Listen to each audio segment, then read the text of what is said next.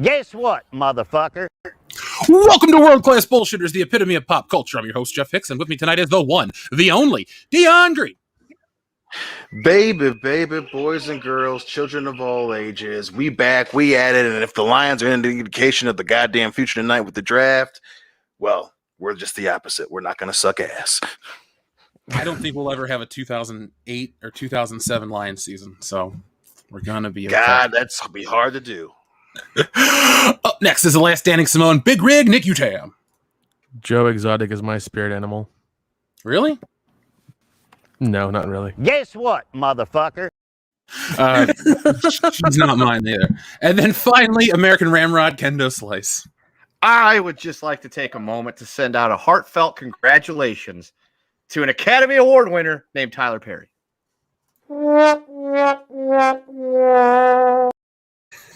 How's that for a bad taste in your mouth, Dion? Tyler Perry. There's a picture there, Mr. Kendo. Oh, my God. So, folks, if you didn't catch it, I'm sure the links are floating around somewhere. We had our second annual Oscar Lampoon party, and we had a lot of fun. A lot of drinking, a lot of time to lampoon the celebrities, all their bullshit. And believe me, it was a night full of it. They took over a train station, kicked out some homeless people, and acted like they were the center of the universe. So that was my favorite story to come out of Oscars weekend. All the homeless people that they had rocked up in the train station that they said could stay there, they booted them all out for the celebrities because they said we have to take their safety into consideration. Good on you, Hollywood. I'm so glad they're honest. Oh, yeah, they really care about the little guy. Oh, said no one ever. So, folks, tonight we're going to be talking about all sorts of things. We're going to be talking about Mortal Kombat because I don't think we actually reviewed it on the channel together, right? We just mentioned it briefly on the Oscar stream. Yeah. Yep. Okay, so it's going to be fun to talk about that tonight because it is a very contentious topic. I'm very interested to hear what Dion, Kendo, and Nick have to say about that. Also, we're going to be talking about Amber Heard. Yeah, she's back in the news, as well as a couple of other fun things. But before we start tonight, over on Patreon, folks, we've uploaded Buffalo Jeff Reads the Cat in the Hat, and a lot of people like it.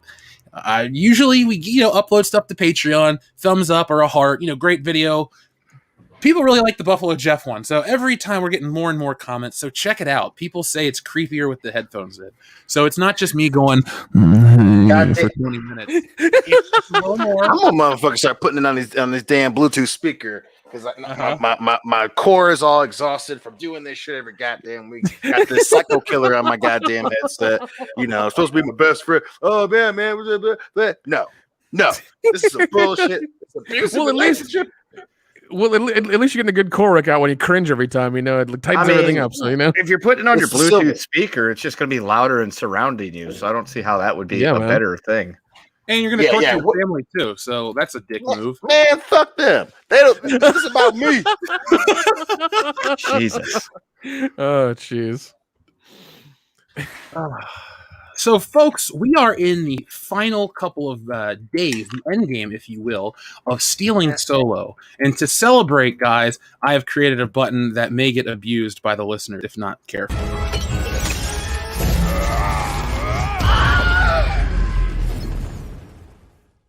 You got knocked the fuck out, man! So that is beautiful. Oh, my God. There we go.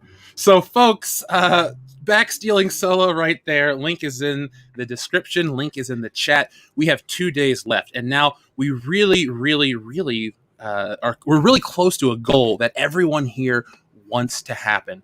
So we're just a few bucks away from my personal favorite goal, 53K, the Stealing Solo audio drama. So, folks, we're about $119 away from that, and that unlocks that for everybody. What is it? The guys and I will perform the actual comic book in audio drama form, like a 1940s radio show, as ourselves. I will get a narrator, get a guest host or a guest voice for our kidnapped victim. And yeah, it's going to be a lot of fun. So, folks, the campaign closes in 2 days. Saturday night, we're going to have a super stream to close it out as big as possible. I'm reaching out to people. So far, the guys will be there, Quarter Black Garrett, and I'm going to see who else will be involved over the weekend. So, it's going to be big. It'll be around maybe 7 p.m. Eastern for a start time, possibly. I'll get you guys an update on that time. But it's just going to be a fun stream. We're going to talk about anything you guys want as we celebrate another successful comic book campaign from World Class Bullshitters. Wait, $119? That's, somebody has some of their stimulus money, left over. They could put that in there. That's true. Or they could not buy Starbucks for 2 weeks, Who's joking? That's just one day. Or don't shop at Whole Foods for 5 minutes. You can save that money and That's give it easier said than done. give it to a much needed cause, independent comics, independent creators, because screw Hollywood. What do they know? Yeah, and you can some of us watch the Oscars, only under 10 million, so you know how it is. Yeah. Well, we're the next wave of entertainment. And as you can see here, folks, this is an awesome hand-painted cover by Anna, that Star Wars girl. It features the fandom menace. The comic is written and drawn by me, and it features us here on the podcast. And you can see how disproving Dion is of our little scheme. But this time we're back. We're buffer than ever, and we're going to have a lot of fun with this campaign. As you can see, we got a special edition update. Looks awesome. It features us. And you can get the Fandom Menace trading cards. And for the thirsty listener, you can get the Anna trading card right there. So back that, you got a couple days left. And once it's gone, it's gone. Oh, and everybody that's backed as well can get these awesome magnets. So again, you want the Anna magnet to put on your fridge? There you go. So it's possible. We can make stuff happen. Spread the word. Tell your friend. Tell 2 friends. They'll tell 2 friends. And tell them to back Stealing Solo. How do I get the Anna poster? I'm asking for a friend. Oh, we'd have to crawl. If we can make the OJ Simpson film, the short film, which we talk about at the bottom of the stretch goal, everyone will get a 24 by 36 poster of that piece of artwork. So, folks, all you got to do is help us pass that goal. We got to go 10 times our amount tonight. Actually, just in the next 2 days. See if that's possible. Uncle Elon, hook us up. And yeah, everyone's going to get, oh my God. Fuck it, I'm going to be generous. We're going to go full 27.5 by 41 movie sheet Oh, size. shit. You guys are going to get theatrical double-sided posters. There you go. That's that's we got to cross the final threshold, the OJ Simpson tier. The OJ Simpson tier. That's when we make our pilot episode for our TV show with him and It's all seed money. We're going to the top, Daddy-O. Oh my God. So, folks, I don't know exactly what's going to be joining Buffalo Jeff Patreon this week. Got a couple choices. Might be Dr. Seuss. No, this week we'll do Santa's husband. How's that sound, guys? Santa's husband? Yeah, he's black, he's gay, he's Santa's husband. Oh my God, that's fucking hilarious. I love that shit. So Buffalo Jeff will read that this weekend. Yeah. Oh, so I'll upload that to Patreon. And, I don't even know what to do with that. That's funny as shit. A lot of layers to that one. Yeah, there is. Yeah, there is. yeah, well, we're a nuanced podcast. I mean, they went for every box. They're not like, here's what we're going to do. We're going to slowly introduce these different elements into the Santa story. They're like, nah, we're going to hit them all at one time. We're just going to fucking fire it into a cannon and say, here you go. Well, I mean, the saying, coming down your chimney means something different in that book. So, Damn. Oh, I'm just saying. All right. Nick is on one tonight. He's creaming himself over an Anna poster. Now he's making semen jokes. Hey, for a friend. Okay, well, the poster was for a friend, not for me. But if that's not true. if my friend wants to buy me one too, that's cool. But that's neither here nor there. I mean, I'm just saying. That's the goal. That's the dream. Let's make it happen. Hashtag Fandom Menace. Hashtag Comicsgate. Hashtag WCVS. Hashtag yes. That's a popular word, right? We all like the word yes. Yes. Yeah. See? Yeah. I'm excited. I'm ready to celebrate life on tonight's podcast. So, let's pause this and let's get back to some of our topics. So, guys.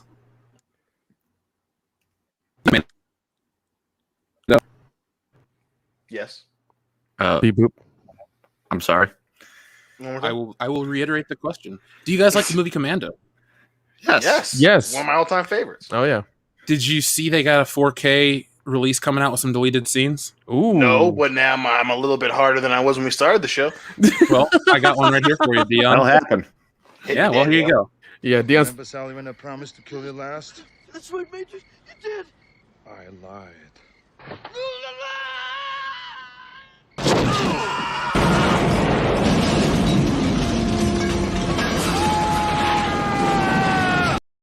So It's a new treat every week. What buttons did Jeff create this week? Stay tuned. You have to tune in to see them. yeah, because I'll press them once and then not again for the rest of the show. Those people. Oh, well, the one I had to discontinue because we got a copy claim on the Mortal Kombat one. But so, it's dead. Finally. Yeah. Well, one of them. The other ones are good. It's the Mortal Kombat dance one. So, we can still do Walker Told Me and all that fun shit, but we had to retire that. Oh, so Dexter is back, guys. Now, Dion, you and I and Hillary used to watch Dexter quite a bit back in the day. Yes, you and Hillary were the reason I started watching. I was like, these motherfuckers know what the fuck they're talking about. And then it became one of my favorite shows until obviously the last 2 seasons. But alas, we're not mad about that. Kind of. I think I'm a little hurt still. But Nick, did you ever watch Dexter? Yeah, man. I watched a good amount of it. I was a big fan of it up until after the John Lithgow season. And then I was kind of like, I don't care anymore. He's still killing people and he's conflicted. I think he was trying to bang his sister or something. I don't know. Yeah, it got weird. It got weird because then in real life they were dating and then he had cancer and then she's like, fuck you, I want a divorce. Married. Yeah. Oh, yeah. That's right. They were married and then he got into cancer and she's like, fuck you, I want a divorce. So, I mean, that's devastating. You have cancer and your wife wants to divorce you. Oh, God. I mean, maybe you shouldn't have cheated on her, bro. I mean, I'm all about that Dexter show being, the number one thing, but I mean, what do you expect? No, that's true. That's true. But yeah, I used to like the show a lot, and God, those last 2 or 3 seasons I think were just really bad, and I don't know. And I mean, like they even said at the end of it, like they set him up so that he could come back if they wanted him to, and I thought that was weird. Well, Kendo, any thoughts on Dexter before we talk about what's next for him? Yeah, I had a very love-hate relationship with that show. I'd read some of the books as well. They were good and or fucked up, just like, Dexter, the show. I love season 1 and 2. Didn't really like season 3. Thought season 4 was some of the greatest television I ever watched. Hated season 5. I liked the premise of season 6, but didn't like the execution, no pun intended, of season 6. And 7, I was just like, what is fucking happening? This thing's circling the drain, and I never even tuned in for the 8th season. I was like, no, I'll just go ahead and read the synopses after every episode airs because I'm sure it's going to get degeneratively worse each time. And I was not wrong. You were not. After the John Lithgow season, it went downhill quickly. Once LaGuerta bit it, I was like, how are they going to fucking carry this show? And they didn't. It shit the bed. No. Prior to that, let's be honest with ourselves, folks. Dexter shit the bed around season 5. There were a couple of decent moments. Yep. But we were just kind of waiting to see if he would ever get caught at that point. Well, Julia Stiles ruined Dexter. Get it trending on Twitter. Oh, God. Julia Stiles ruins a lot of things. Yeah. Namely her own career. Oh, yeah. Julia. That's why she doesn't have one. But yeah, there's a reason like why Key and Peele ended season 5 because they know season 5 is like the limit, and then you just need to end it because that's how it is. You want to end at the top? Season 5 done. That's it. We're gonna end our show on season 88. We will literally die when we're show Supernatural. Yeah, pretty much. We'll be on TV by that point. So when we're shitting in bags and can't coherently know what's going on in 4 words, the show ends. Pretty much, be like, and then I'm dead, and that's it. Where you're at the age where everyone talks to you like you're a little kid that doesn't speak English. You feel okay, bullshitters? How you guys doing? You feel really good? That's sweet. Shut the fuck up, bitch. I'm 80, not Jeff is over here like my friend died. I need to go to Beverly Hills and find out who killed him. Oh God. I'm a British agent, okay? Where's on the top? Give her a call, God damn it. Oh fuck, that's great. That's gonna happen. Nick, I like your version of my dementia. That's a future I'm okay with. You randomly get up and it's like, I hit my head. Invented time travel.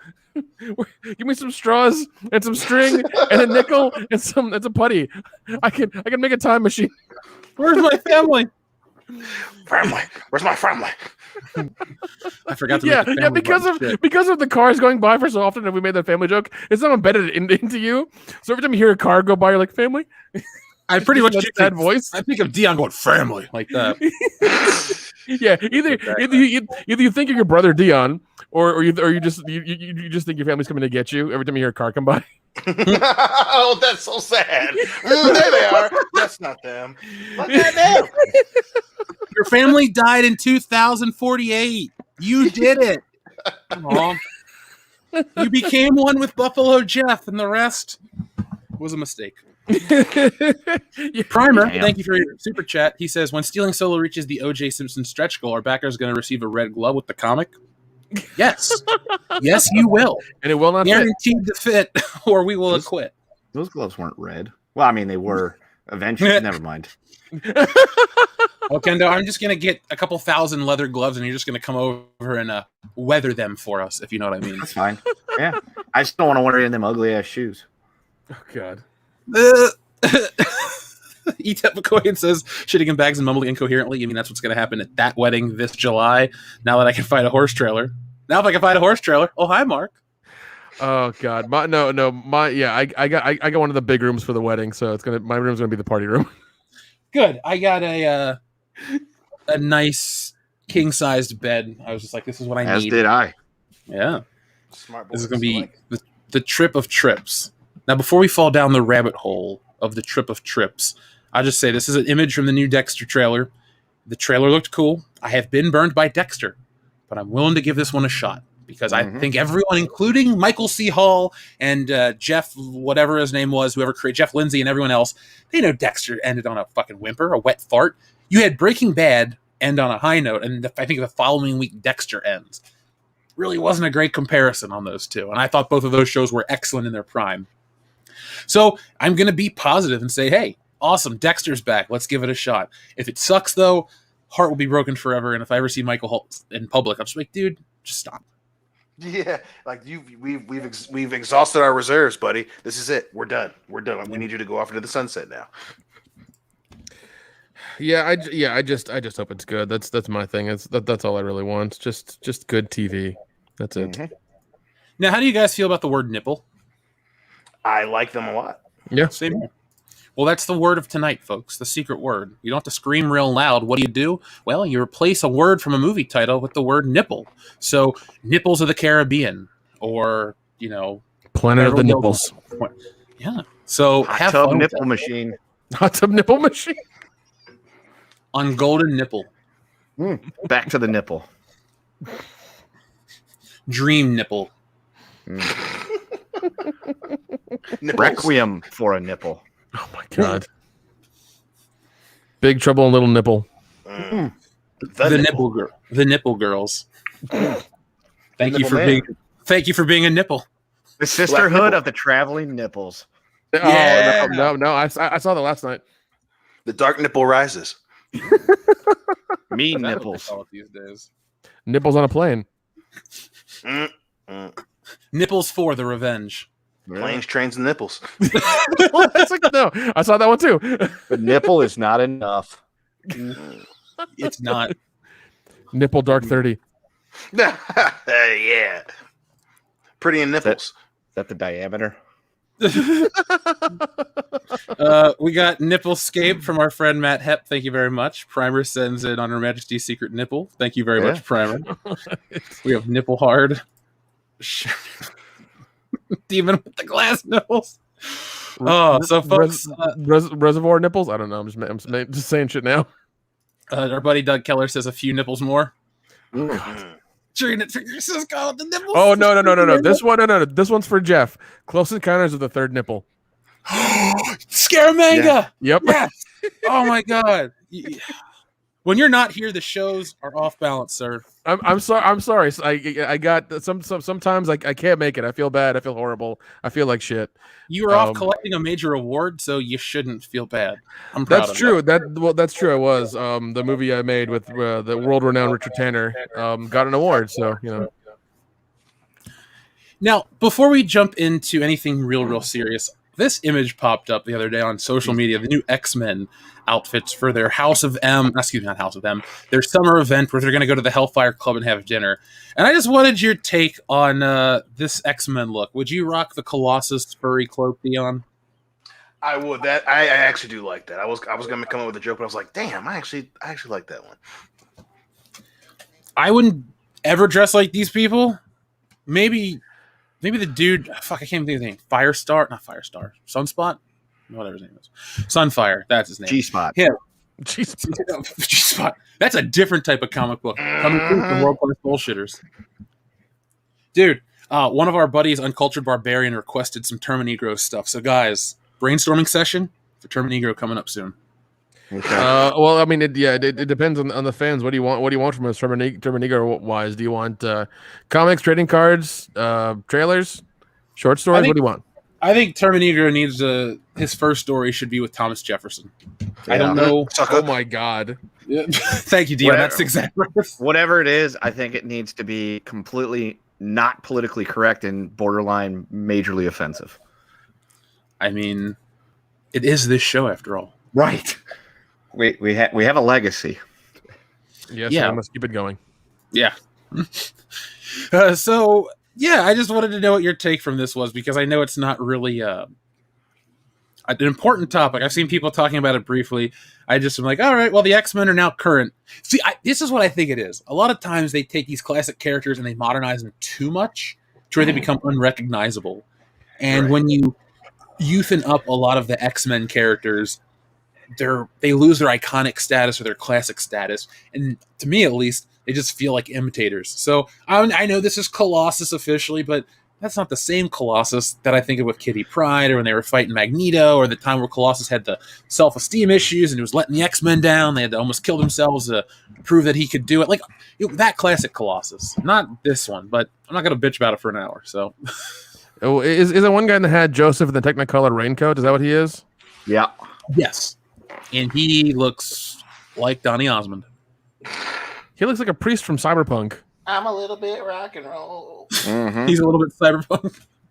Yeah, because these guys look crazy and just like it looks like somebody was drawing for the New York Fashion Show for 2035 or something. Like, well, it's just like this is just where so many comics are going. You know, they want them to be mainstream. And they're going for this like weird Anne Frank new vampire-esque fucking bullshit. And it's just frustrating, man. Did you just say Anne Frank vampire? Do not tell me that you are not looking at that shit, and the first thing you don't think about is Brad Pitt and long hair asking me, vampire. Yeah.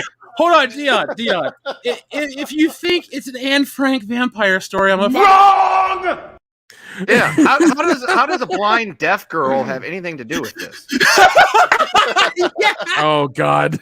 Anne Rice, not Anne Frank. That's a fucking slip. Is almost as if I'm blind and deaf. Anne Rice, just like Anne Frank. That was funny. I was like, Anne Frank, what? That one I didn't even hear. I was like, I know what the fuck I'm talking about. And you're like, hold up. I was like, whoops. That did not come out as expected. No, but just as funny. Which I'm also sure is what Anne Frank said. Dion, are you okay? Do we need to have a talk? I think I'm smelling toast. Okay. Guys, I'm worried. Was that you? You guys gotta be in Michigan the next 24 hours. I'm gonna be sitting in the chair shitting myself. Oh God. Oh, that smells your bullshit. Sorry, Dion. Anne Rice, that's what I meant. Anne Rice. I'm sure an Anne Frank artist would be fantastic. But Anne Rice is what I meant. I don't know where that came from. Yeah, Hashtag I feel like trying to create an Anne Frank anything is always going to be considered extremely distasteful, and people will be very upset. Have you guys been to the supermarket lately? Have you seen the Anne Frank magazine that's out currently? No. Hold on, I'll send you guys a picture of it because I thought it was the weirdest flex ever. Like when you go to the grocery store, you might pick up a book on Brad and Jennifer if they were still together or some other bullshit Hollywood stuff. But like a Newsweek magazine about Anne Frank is just such an odd like checkout purchase. Why? I don't know, man. That's what's so weird about things in general right now, where it's like you know any other arena, people are very hesitant to use kids or people when they were kids as kind of like a selling point or as a topic of sale, and it's just so like obviously the story of that is very important to human history in general, but like to try and use it to sell magazines and shit, it's just it makes me so uncomfortable. It makes me so fucking uncomfortable, and just like all these different companies and entities that are so comfortable using historical people, especially children, is just like, how much thought really went into that? What are you actually trying to do? And are you trying to fucking sell Newsweeks, or do you actually give a shit about this little girl's story? Like it just makes me uncomfortable, man. It just makes me Yeah, I definitely did not think Anne Frank would become a topic of conversation on any of our shows ever. No. So that's interesting. Thank you, Number Dion. 2. Yeah, thanks, Dion. Number 2, there's a lot of people in the chat that are clearly unfamiliar with Clerks 2, and that makes me sad for you. And I'm looking forward to the Anne Frank biopic that's going to come out with starring Zendaya. You joke. I know. That's something they would totally do. They would pitch that like, we should make the Anne Frank story, and who should we get to play her? Zendaya. She's in everything. Right here, folks. Here's that Anne Frank magazine. Like, isn't that weird? It's so weird. It makes me so fucking uncomfortable. Is that time? No, it might. I mean, I clearly cut off the top by mistake, but I'll go back and look at the store and report back next week, folks. Jeff, Yes, please Buffalo do. Jeff on assignment. Buffalo Jeff reads the untold story of her sister Margot. No, that is something I'm not touching. Yeah, we're gonna stay. We don't steer clear of much around here. That's one of those things we steer clear of. That's a little too dark for me. And my Hello, black God, are you there? It's me, Margot. Margot Robbie, are you there? Are you in your Harley Quinn cosplay? What's going on?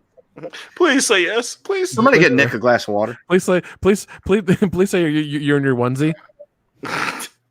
Let's get thirsty I don't know Samoan. what's happening right now, but I like it. I want to get that going, guys. Let's get that hashtag thirsty Samoan. Get it trending. Yeah, sorry, I'm extra thirsty today. It's I'm parched. Well, we all have been thirsty. We get it. We get it, Drew. That's for goddamn sure. Yes. So, how do you guys want to start? Do you want to talk about Amber Turd, or do you want to talk about Mortal Kombat? Well, let's get the shit out of the way first. So I guess we'll talk about Amber Heard. Yeah, all right. So, speaking of the shit, here's our good friend, Amber the Turd. So, Amber Heard posted this on Instagram. Alexa, play Pussy Talk by City Girls. Hashtag workout songs. Hashtag Aquaman 2. With over 173... Something went wrong. Oh! Shit, you That song does not exist. surprised she didn't ask for Scatman. Well, God damn it, Kendo. I didn't realize my tablet had Alexa mode on. Let's turn that off. Well, That was a little creepy. Google's always listening. Oh, I know. Believe me. That's Amazon, dog. They record all your steps. Oh, they're all They fucking want to listening. twaddle your tail. I don't know what app you're using. Well, that's one out of Romania. Okay, all right. Apparently, Dion's a beta tester for something. Dion's heart might about to break even further because the Lions pick is in. Don't remind me. God damn. Everyone I hope they would get are already gone now, so I'm already about to fucking piss and cry myself to sleep. Dion, what's it like to just be dumped on as a football fan every year? Like, Listen, no off it years. is. It's so good that I have I've always been lucky, and I've always had a good network of friends to distract me, and also to put up with my bullshit, because I have busted out screaming at random events on this show because of the fucking Lions, and I'm just glad I have a network to keep me grounded. Because if I didn't have any fucking friends, or if I had really shitty friends, then I was just like a normal asshole. But now I'm just an understandable asshole because everyone goes, "Oh, Lions, poor bastard." I get it. Yeah, man. I'm glad that we help you. So, Amber the Turd is tweeting this shit out. No pun intended. So I guess she got away with it. Clearly.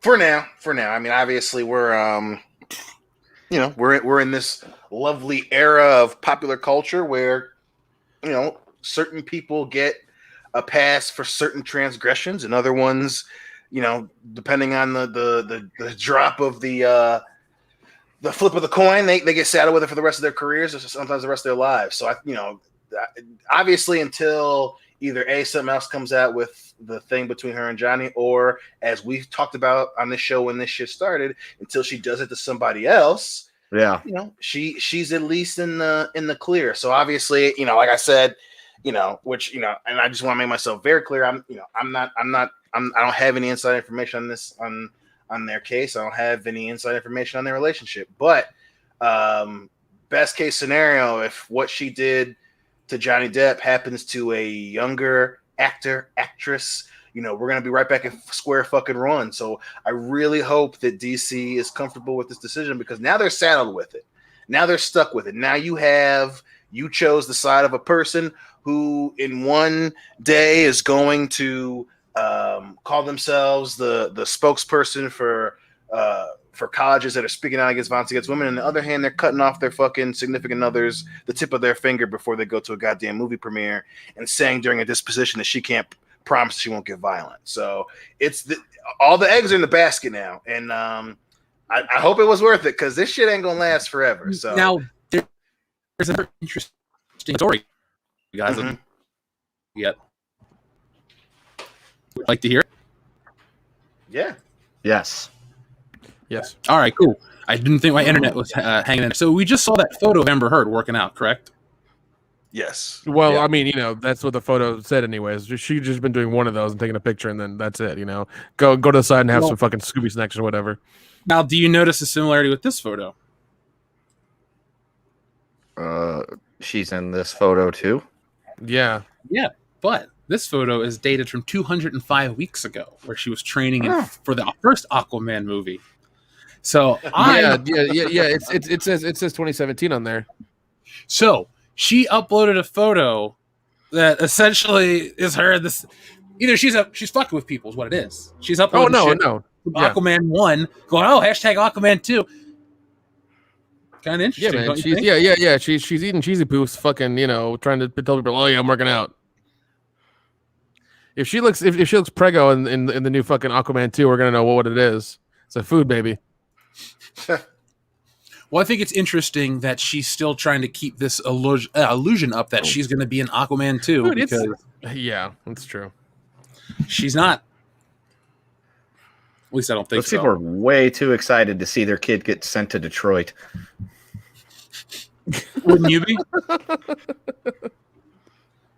I don't know. Oh, We'll see. That bad, huh? See. No, it's the dude that's dancing on stage in a Lions jersey, a Lions hard helmet, and overalls that are cut off. Wow. They're like short overalls. Oh. I am proud to be in no way related to that guy. Oh, jeez. Anyway, back to the turd.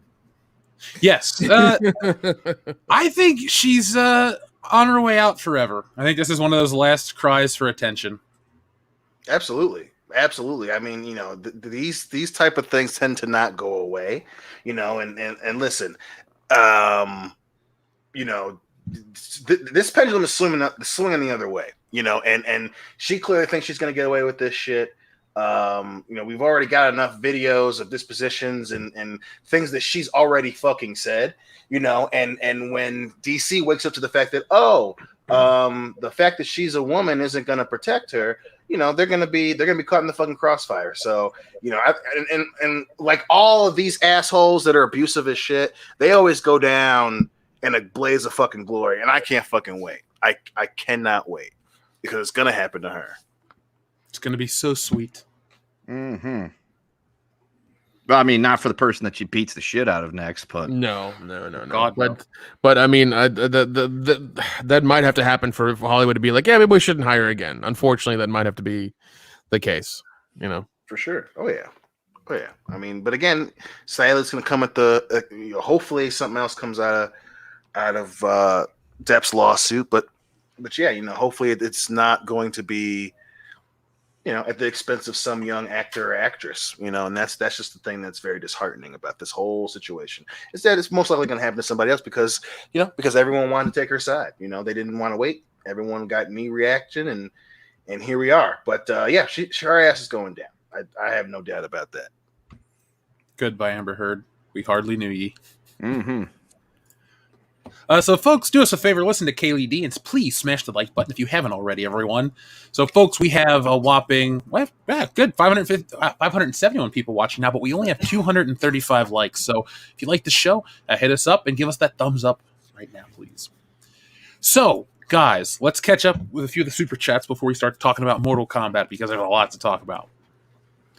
So, Primer, thank you very much for your super chat. He says, Tyler Perry is an Academy Award winner. Yes, he is. God damn it. He whatever. Wait, hold on. What did he win for? What did he win for? Medea Goes to the Moon. Yeah. He didn't win shit. by the Elon Musk Productions? Is that what it was? Yeah. All right. He got some kind of humanitarian award for some shit or another. Oh, but God damn it! He was able to give a speech, accept an award, and there's a shorthanded goal. Go Blues! And he was able to walk off the stage carrying his little golden Oscar, and he's got photos with him. So he has an Academy Award. See, yep, Oscar winner. I don't care if it was for a humanitarian award; they count now. God damn it, Zach. See, I just read that super chat. That is awesome. I can't wait to get to that one in a minute. So, let's keep going about Tyler Perry. Sorry, Dion. It happened. But let's. He doesn't have an Oscar for movies, damn it. It doesn't count. That's fair. It's a fucking asterisk. Can somebody carve an asterisk into the side of his Oscar just to make sure he knows it's there? Just be like, yeah, bet you got one, but not for movies because you suck. He still has one more little gold trophy than Arnold Schwarzenegger, I think. Oh, damn. Yeah, but who changed the world through cinema and politics? Not Tyler Perry. What politics does he have control over? Like actual control. He can have influence. Arnold was the top. Governor. Yeah, he was the governor. Yeah, Arnold. He was also the governor. Jeff, he was the governor of California. And if you've been reading the news lately, that state's governor stuff is rather interesting. Hendo, I'm living the news, dude. All right, I know. I'm like, what's gonna happen to me? It sounds like my 11-year-old niece could govern California right now. Okay, right. We clearly are living in some kind of alternate dimension. Wait, hold on. Is California now like in Demolition Man? Is that what's happening? Are there Taco Bells everywhere? I live across the street from a Taco Bell, so yes, there is. Holy shit, it's true. Oh God, we got Buffalo Jeff stuff. Holy shit, this is creepy. Oh damn! Oh shit. Well, if Jeff says it's creepy, we got a problem. Yeah. We'll show it. I'm sorry. No, Dion has a problem. Yeah, Dion's got the problem. I'm not bothered by it, but we've totally opened up Pandora's shitbox with that thing. It's shit. Wait, Jeff, shouldn't you mention the thing we did with Buffalo Jeff recently? The website? Yes, the website. So, folks, I bought BuffaloJeff.com. We have plans for Buffalo Jeff, so keep trolling Dion. Because we're going to come up with a way where you can, I don't know, have messages sent to Dion against his will. The fuck we are? We'll be together forever. Yeah, nah. He's just having a bad week. Yeah. So, Grimjoy, thank you very much for your generous super chat. He says, I'm tired of hearing people say this movie was good, schlocky fun. It was total trash and will be forgotten like the 2009 Street Fighter reboot was forgotten. That film he's talking about is Mortal Kombat 2021, folks. We will be talking about that in just a few moments, Grimjoy. So thank you very much for your super chat. But I do agree with you. This film will be forgotten. It's been a week, and I don't remember most of it. So, Joseph Bianowicz says, hey, guys, sorry I can't make the beginning of the show. Have a great show. Hope to catch it towards the middle. Jeff and Dion, get over here. Oh. That sounds like that involves lube and a trash bag. Yeah, there's some escalation happening here. Yeah, I guess so, man. Sorry, buddy. It's the hand we've been dealt in life. Dion is really going to turn into Clarice. It's going to happen.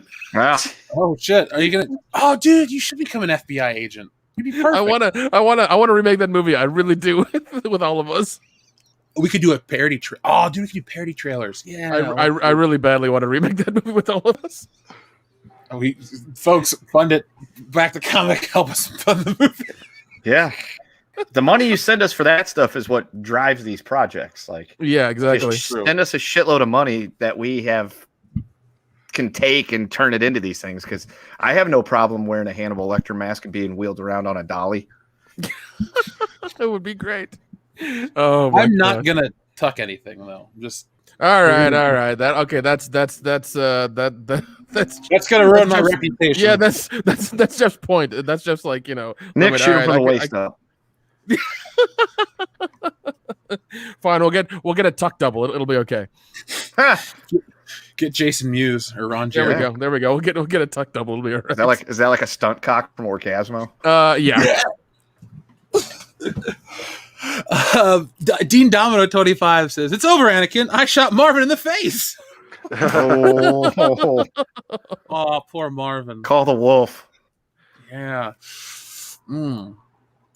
I think I can describe what Marvin looks like, though, Dion.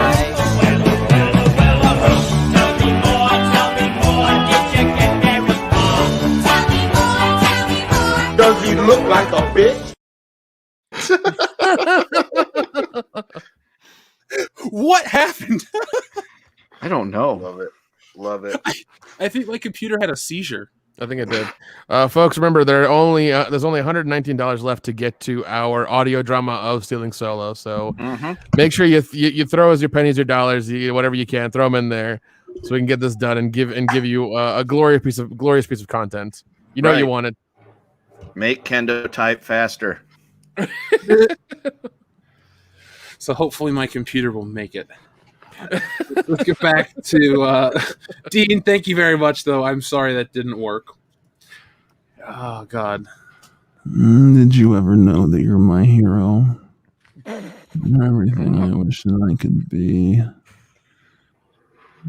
I don't know this part of the song, but you're the wind beneath my wings, Dion. Oh God. Thank you, SH Rebels 08, for that super chat. If he wasn't smelling toast earlier when he was getting Anne Frank confused, he Something's very up. well could be stroking out now. Yeah, he's not that with it right now. Are we ever?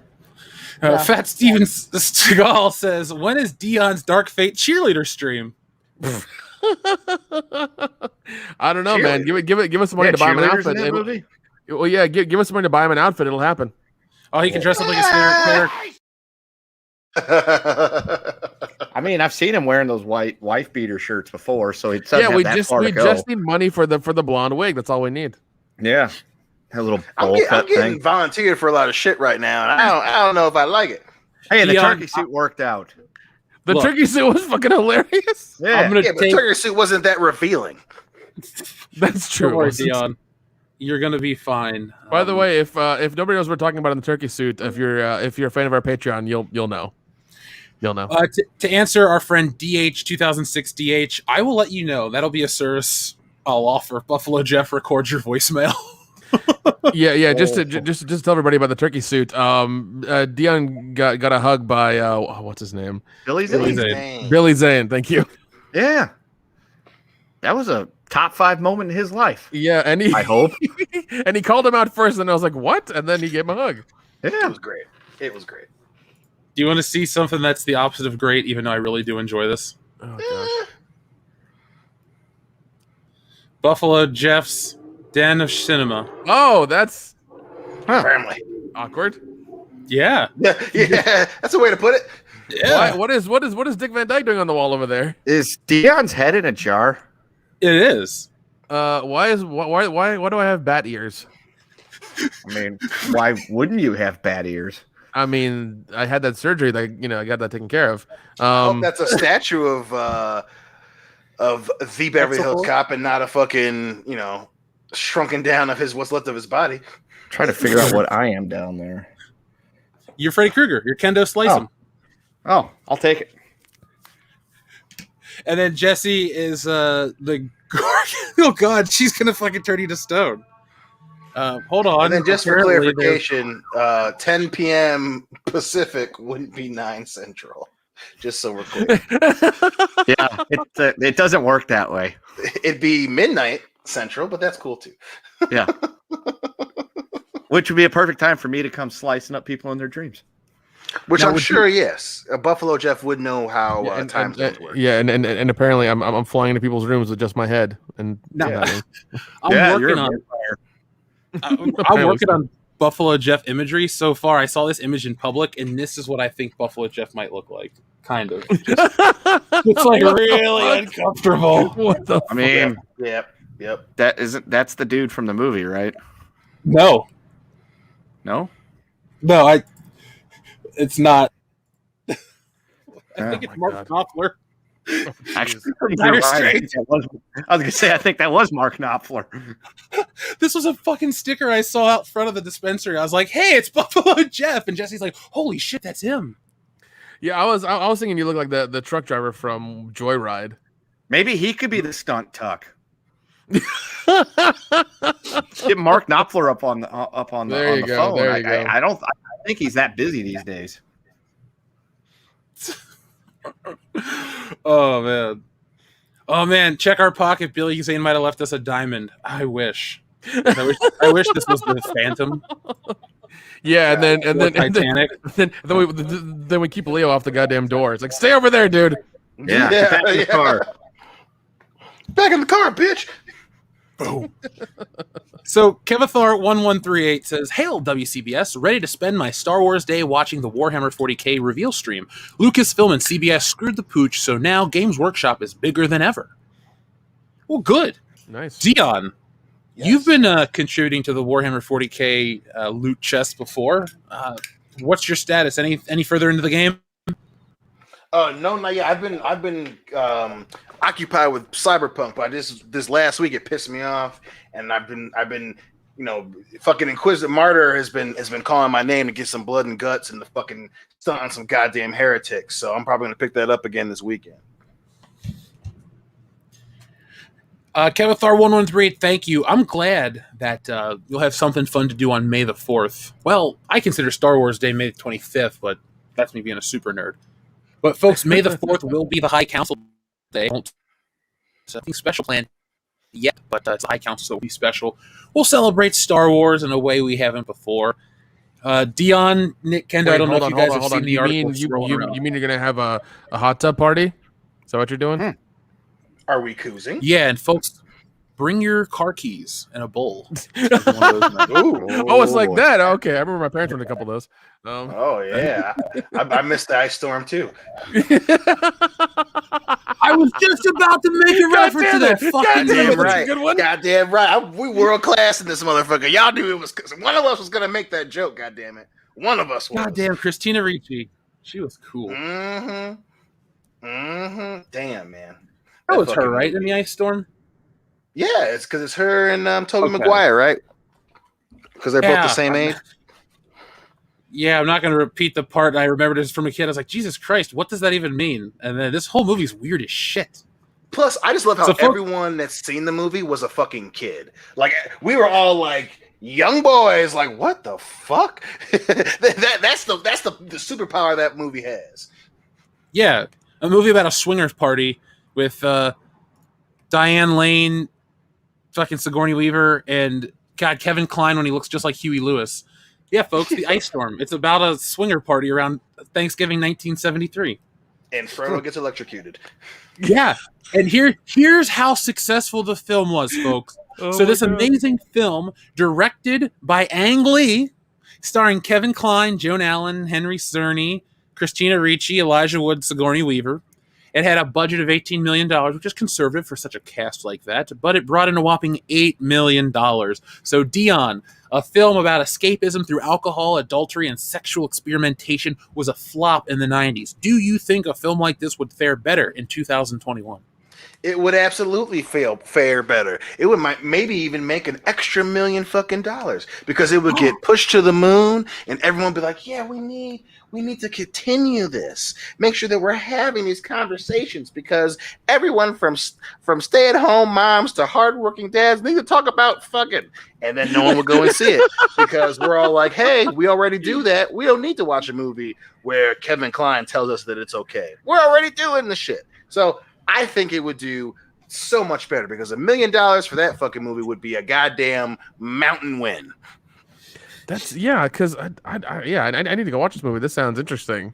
It's not. Is it not? It really isn't. That's the thing. It's interesting in how like bad it is. Like the subject matter is interesting per se, but it's just so like it's what you would think a Hollywood director would think how like people's sex lives are. Right? Well, here's the thing. Here's the thing. Like it's based off of a novel with the same name.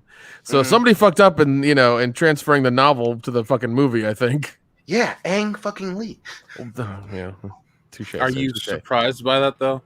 No. Nope, because he has a habit of fucking things up that aren't action movies. I don't know, man. Luckily, this didn't kill Tobey Maguire's career, or else we wouldn't have got the Spider-Man trilogy. That's very true. That's very true. Sometimes it's a good thing that some movies just go left unwatched. Yeah, the Ice Storm is up there with. I'm trying to think what other movies I would say people should skip. Serial Mom. Oh no, I do, dude. I love Serial Mom. I fucking love Serial Mom. I think that's a great movie. I fucking love that movie. I'll explain to you later. Okay. Ever heard starting the ass storm? Says RJ. Damn. Oh my god, nipple was a good word for tonight. It was PG-13 enough to say fuck you to the algorithm, so I could say fuck you instead. Yeah, we were talking about plumbing parts. What were they thinking? Yeah, right. Yeah, it's been 20 years since I've seen Serial Mom. I just hated it as a kid. I'm more than willing to give it a shot because I like other John Waters movies. So, oh yeah, I watched it early on as well, and I was like, oh, Matthew Lillard in a video store still. Like when I saw Scream, I was like, this is crazy. But no, I really did like the movie, and I watched it. I was like, this is insane, man. Yeah, fucking hilarious. I don't know if any version of Highlander 2 is considered good, but it is fun because there's like 20 versions and they all suck. Yeah. Well, Zack Snyder had another shot at the Justice League, so as we've learned, folks, they can't all be winners. Yeah, because man, he was such an underdog going into that movie. Oh, poor Zack. Now, Doug Keller, thank you very much. He says, I'd watch a movie with Jeff playing OJ Simpson. Wait. We give you Hannibal Lecter and you go OJ Simpson, really? I just don't see it. No, I don't either. Yeah, that's I don't know. I mean, it'd be the opposite of Cuba Gooding Jr. being too small to be believable as OJ Simpson. Jeff is far too big to be believable. He's too imposing to be OJ Simpson. Maybe the guy blocking for him. Oh God. Jeez. Doug, if you could get me cast in that film, I'll play. Fuck it, we'll make it work, right? Yeah. I believe that. Oh God, who played somebody that was so off? I believed Laurence Olivier was really that dark in Othello. Mm-hmm. I believed that. Oh shit! John Reese was really Arabic. Yeah, I believe that. I mean, fuck it, why not? I believe John Wayne was really Mongolian. So do I, partner. Oh my God. The cancer agreed too. Oh. That's fucking mean. That's fucking mean. I mean, I believe Dave Franco was Greg Sestero in The Disaster Artist, even though him and his brother were the same size. Yeah. So, real quick in the chat, you know how or everybody in the chat's funny right now, but you play that game where you replace one word and it changes its complete meaning. Yeah. Yes. Instead of William the Refrigerator Perry, I want to Photoshop Katie the Refrigerator Perry. Dude. Is that too mean? No. It's borderline. She married Russell Brand. She is open to any type of sling and arrow we want to fire at her. She was America's sweetheart, and then she married that douchebag. Trust me, whatever Well, issue she had, it ain't Russell Brand's fault. Because I've seen her goddamn SNL performance, and Russell Brand is the least bit of her problems. Learning how to sing should have been the fucking priority for her. Well, Katy Perry in 2021 still looks damn good, so. Yeah, for sure. She's definitely good looking. I'm gonna talk shit. California Girls, goddamn it. Oh, yeah. Well, it's like college all over again, Dion. Remember the girls would start singing that stupid song, I Kissed a Girl and I Liked It, and everyone's like, what the fuck's going on? Dude, oh my god, that was so annoying. Holy shit, that was It's so like either annoying. do it or stop singing the fucking song. Like, I'm not right. impressed anymore. It's not provocative to Yeah. sing that song. We've all seen those Girls Gone Wild commercials at night. Either do it or don't. Come on now. Right. Put your money where your mouth is, or we don't want to hear this shit. Mm-hmm. I mean, I've watched a lot of late night Comedy Central. Oh God, Late Night Comedy Central was awesome. Did I beep boop out? No, you're No, fine. we heard you. Yeah, man. Okay. Late Night Comedy Central was Yeah, was late great, night Comedy but Central was awesome. Yeah, but now I don't know. Does anybody watch Comedy Central now at all? For anything? Not really. Not really. Is Trevor Noah funny yet? No, He No. wants to be. I didn't think No. so. he thinks No. he thinks he is.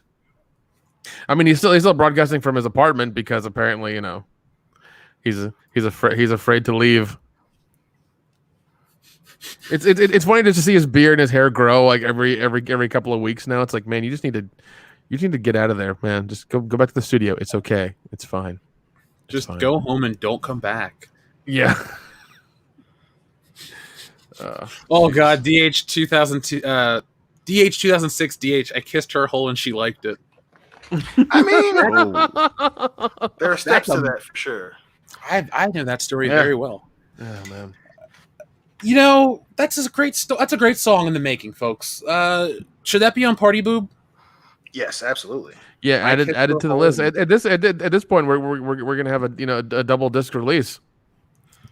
I think we should just put out a fucking anthology for our first album. Hey man, Yeah. it's all good as long as we put it up on Spotify and get number one on their list. In a day or two, it'll be fun. it's a complete box set. The complete box set. Who are they? Oh, you haven't heard of the World Class Bullshitters?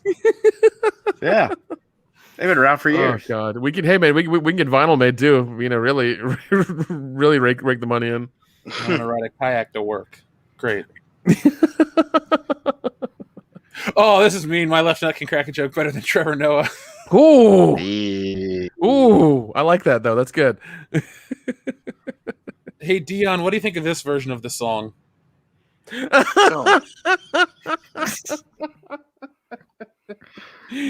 Oh man, Did that's she it. though? That's the important thing. That's the R. Kelly version. Ooh. Hey. Ooh. That's a Toot spicy toot the PP. Oh. Hey, guys. We are almost at the goal for the audio drama. Fuck yeah. Excellent. Look how close we are, guys. Ooh, That's just like a person. ooh, yeah, it is. Damn, man. That is Mhm. beautiful to see. That is beautiful. Hey, to see. superfan Adam Shawhan, can you back it for the 88th time? Yeah. Thank you. Thank you. What's $34 in the grand scheme of how much money you've spent on stealing Solo so far? $34, ladies and gentlemen. We'll do the audio drama of Stealing Solo. Yes. Big board, go home. Beep boop. It's going to be so nice to upgrade the equipment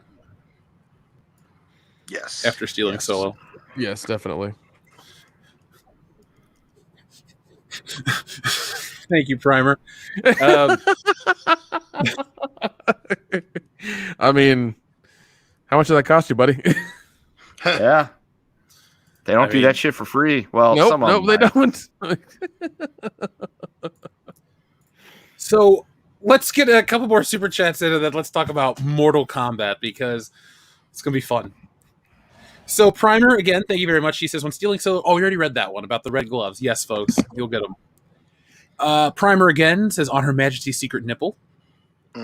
Let's see. We read a good chunk of these nipples. Fat Steven Seagal says, world-class bull nipples. The Justice League nipple cut. Do bulls have nipples? Bulls don't, cows do. Okay. I don't know. Oh, we did it. We did it. All right. Woo. Yeah, we're over 53. Over 53. So it's right. happening.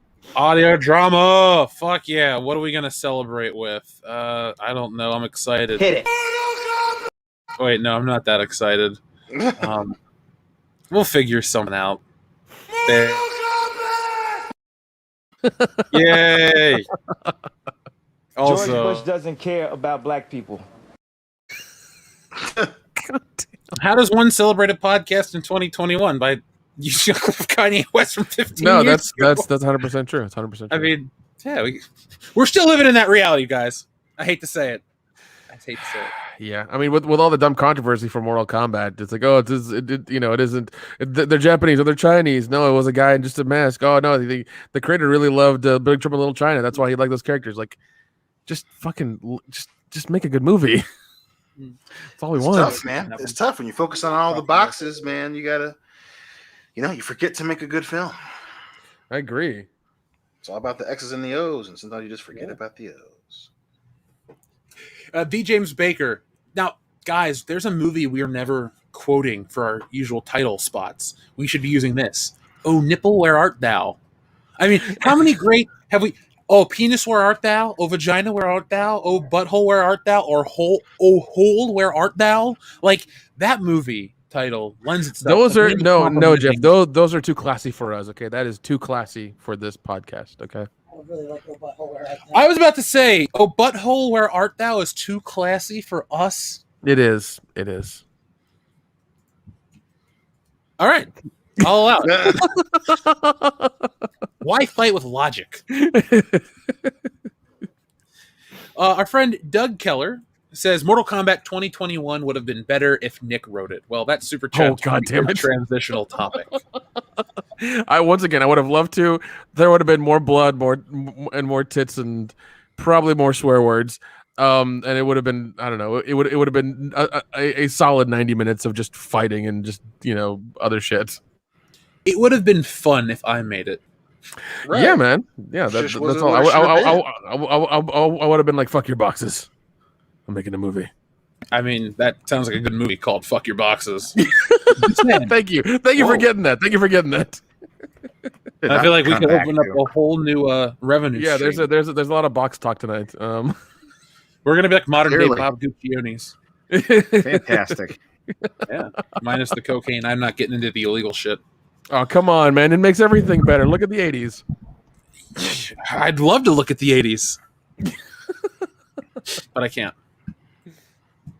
So this is Mortal Kombat, and it kind of sucked. So, Dion, did you get a chance to watch it? Yeah, I did not actually, but a lot of what I heard was just not. I mean, the clips that I saw, the fight, the initial beginning point for Sub-Zero and Scorpion, I thought was cool. But I'm still gonna watch it. But yeah, everything else just did not seem fun. Kendo, I know you watched it.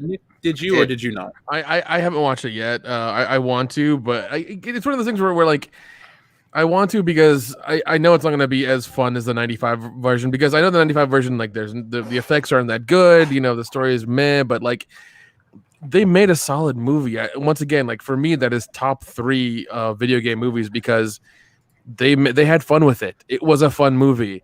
Yes, it was ridiculous and over the top, and that's the point. It was really good. Yes, the effects are dated. Fine, whatever. It's still a good movie. I agree with that. Now, Kendo, you and I suffered through this film. Yep. You took your nephew, correct? Correct. What was his reaction to this film? He liked it, but he's also 11 years old, and he likes every movie he goes to. I mean, I was gonna say right now his favorite Star Wars movie is The Rise of Skywalker. So that should be everything about the taste of his in movies is thrown out the window. He got to see some, you know, blood and gore, and he thought it was the coolest thing in the world because he's played Mortal Kombat a time or two. So that was his thoughts on it. I did not make my thoughts known to him because I'm like, I'm not going to argue with an 11-year-old about a movie. Sure about that? I'm just joking. Yes. So Kendall, what was your reaction when you first saw it? I won't tell the audience what you told us. It was kind of like, what the fuck is this? My initial reaction to what it was when I walked out there, I was like, this was essentially the Avengers, but with Mortal Kombat characters because they have superpowers. Yeah, that part pissed me off beyond anything else. Dion, when you played Mortal Kombat, did you think, oh, they're bearing a special mark and that's what gives them their superpowers? Hell to the no. Well, I hope you don't mind because that's the entire premise of this fucking movie.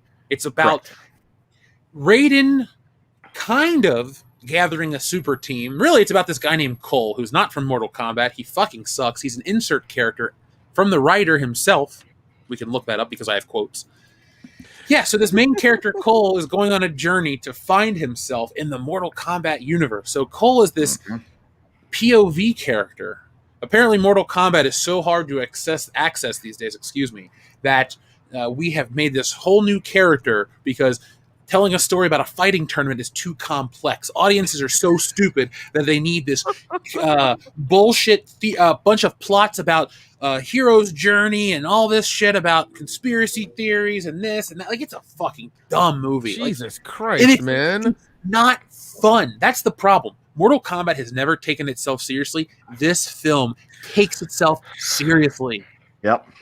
No, especially the thing where, you know, like the guy gets killed and has the signed picture of the guy in there. It's like, you know, biggest fan. Like, that was the funniest part of the movie, and it didn't take itself seriously. It was awesome.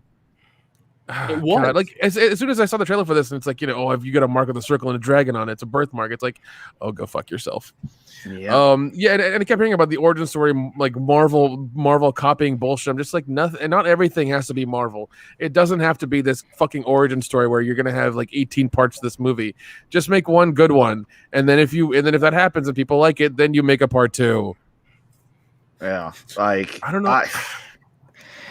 When I saw the trailer, we talked about it on the channel. I was hesitant. I'm like, you know, this has potential, but they're gonna screw it up somehow, and that's how they do it. Like, the only character in this movie I liked was Kung Lao, and that's only because he was the actual one that he didn't really have a superpower, so to speak. He just throws his big old fucking metal hat at you like he does in the game. So I'm like, okay, I kind of like him. This guy's doing a pretty good job at his character. The story lined up.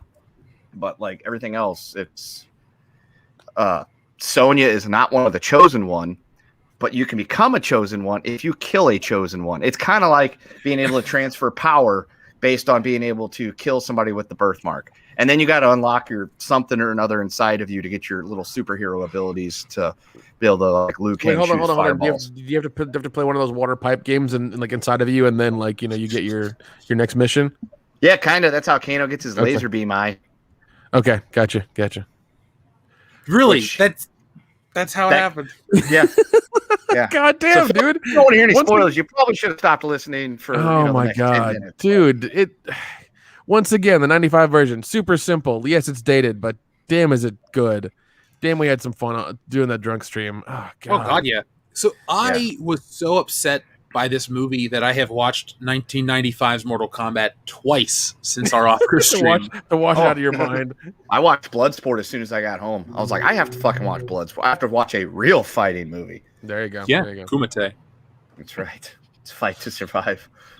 You know, it's great, Kendo, is this ties both of those franchises together.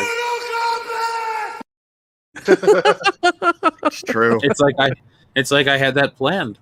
Yeah. It's like they had that planned. Right. The only way they'd been any better is if instead of Chong Li firing the salt into his eyes, it was Mr. Fuji. Then I'd been like, all right, everything great about my childhood is wrapped up into one fucking movie. Mm-hmm.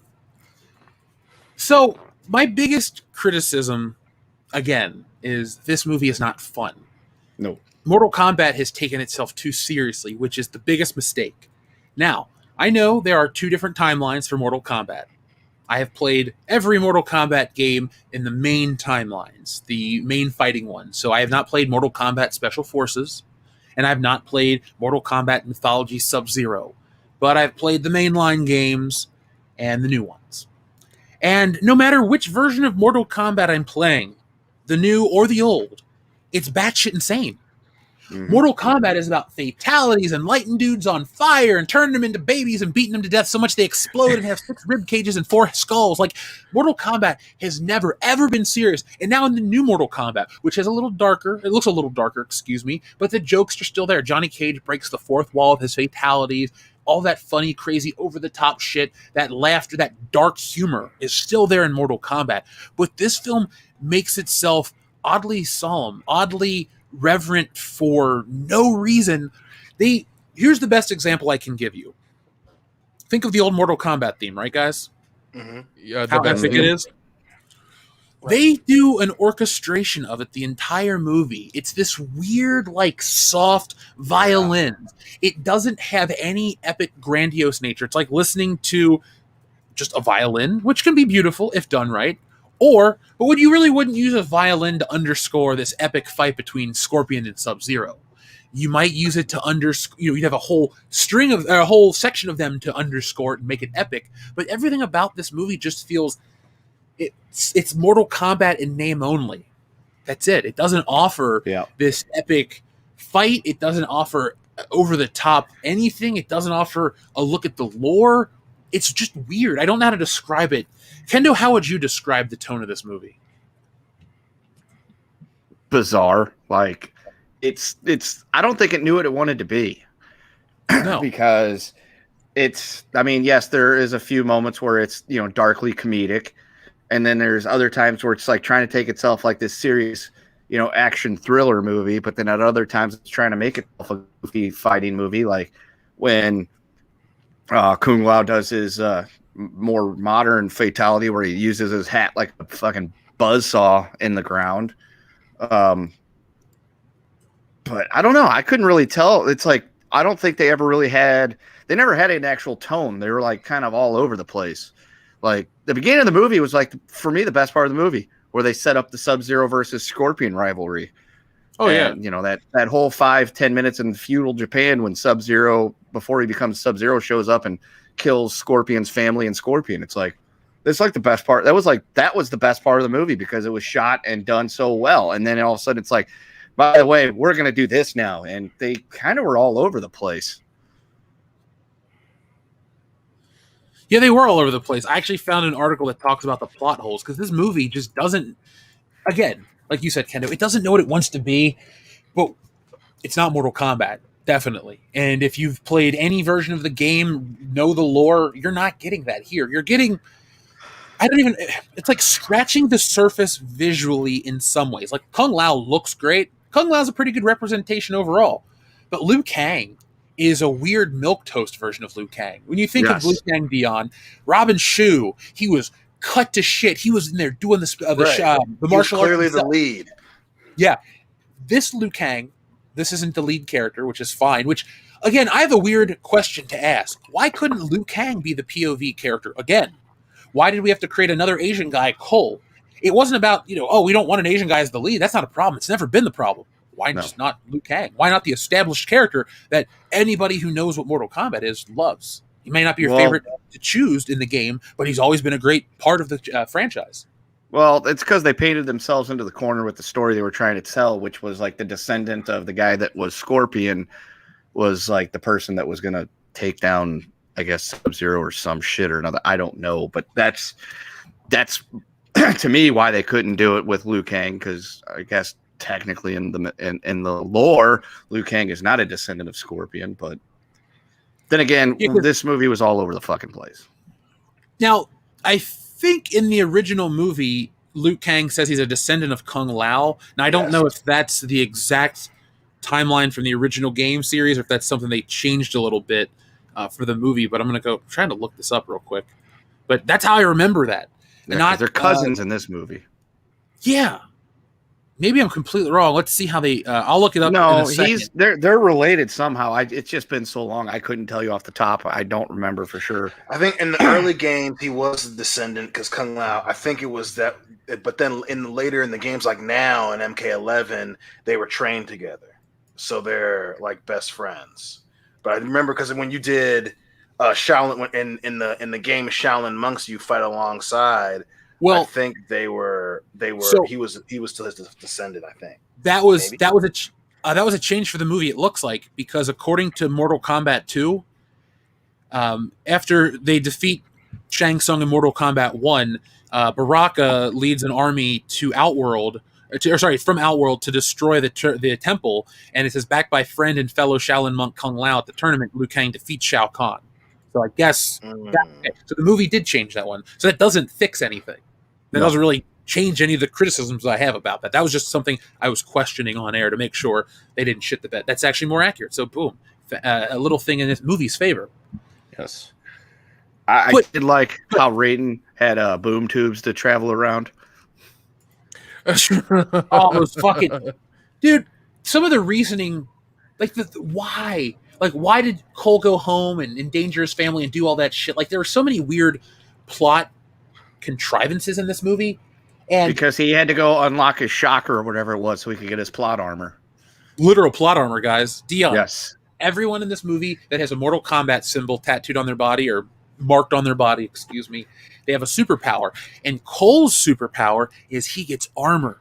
Literal plot armor when he gets way. He gets literal armor that appears over his body, and every time he gets beat up because he can't fight for shit. So they just stole that from the man with the iron fists, because that was Batista's character. He was it Brass Man or whatever. That's fucking crazy. That's not the best part. Every time he gets hit with his armor, it like absorbs the energy and he can direct it back like the Black Panther. Oh, what the fuck? Yeah, and he's got these like little tonfa things that are also like fucking knives and shit. It's weird.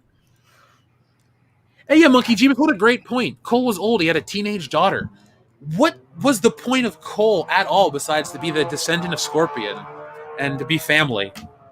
That's pretty much it. He was there to be the descendant of Scorpion and get his ass beat for the whole movie until he gets his plot armor and kills Goro. God. And death means nothing in this Mortal Kombat film. Yeah, so, like the fucking Marvel movies. Yeah, death is just, a thing that kind of happens. No, Nick, in this movie, they all die, and then it shows them turn to black smoke and go, death has no meaning here, or death has different meaning here, or death is the beginning. No one's ever really gone. Yeah, no one's ever really gone, they say. Yeah, so, because the crux of the whole deal here is Shang Tsung, the Outworld's on the verge of winning their 10th tournament, but having fucking dog walked Earth 9 times in a row wasn't enough for Shang Tsung. Oh no, nay. He has to come to Earth ahead of time and launch a preemptive attack and kill all the heroes of Earth to guarantee he wins the 10th tournament, which is against apparently the rules. It is. But he does not care. And so that's why he sends his best, assassin Sub-Zero to go try to ice people. And Melina's there. And who else do they send? They got Cowball. He's in there. Yeah. They were all terrible, dude. Yeah. And Reptile. Why do they insist that Reptile always has to be a literal fucking reptile? Oh, God. He's a reptile now in the games, I think. Yeah, but originally he wasn't. He was just a dude that was dressed like Scorpion and Sub-Zero. But I think in the third one, you could, like, one of his fatalities is he could take his hood off, he'd turn into a lizard person and fucking eat heads, which is fine. But it's like he has to be like a literal lizard person now, and I'm like, no. Yeah, that's strange, man. That's damn strange. Yeah. So how do you guys want to do this? Do you want me to we'll talk about the plot as is, or do you want to just kind of jump around? Because we'll do that. We can do that real quick to give the people the context. How's that? We can do that.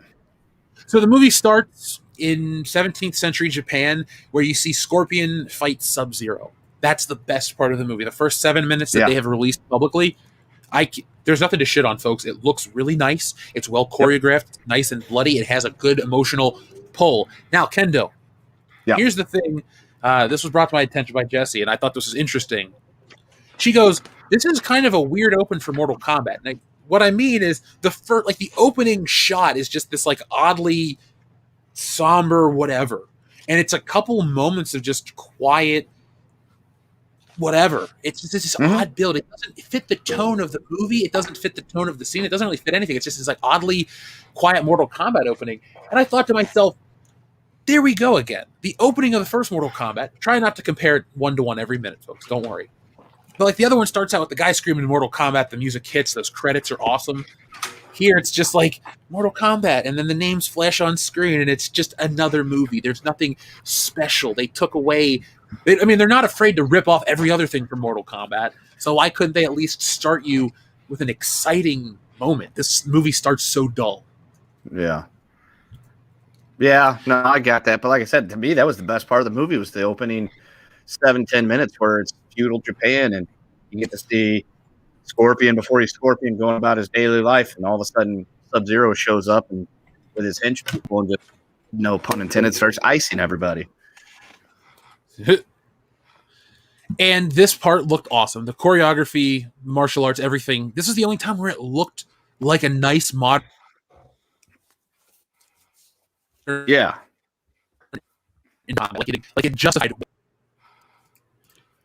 And then we move on. The fight sequences were good. No, I was going to say the fight sequences, even in the other parts of the movie that were really stupid and made no sense, the fight sequences still were pretty good.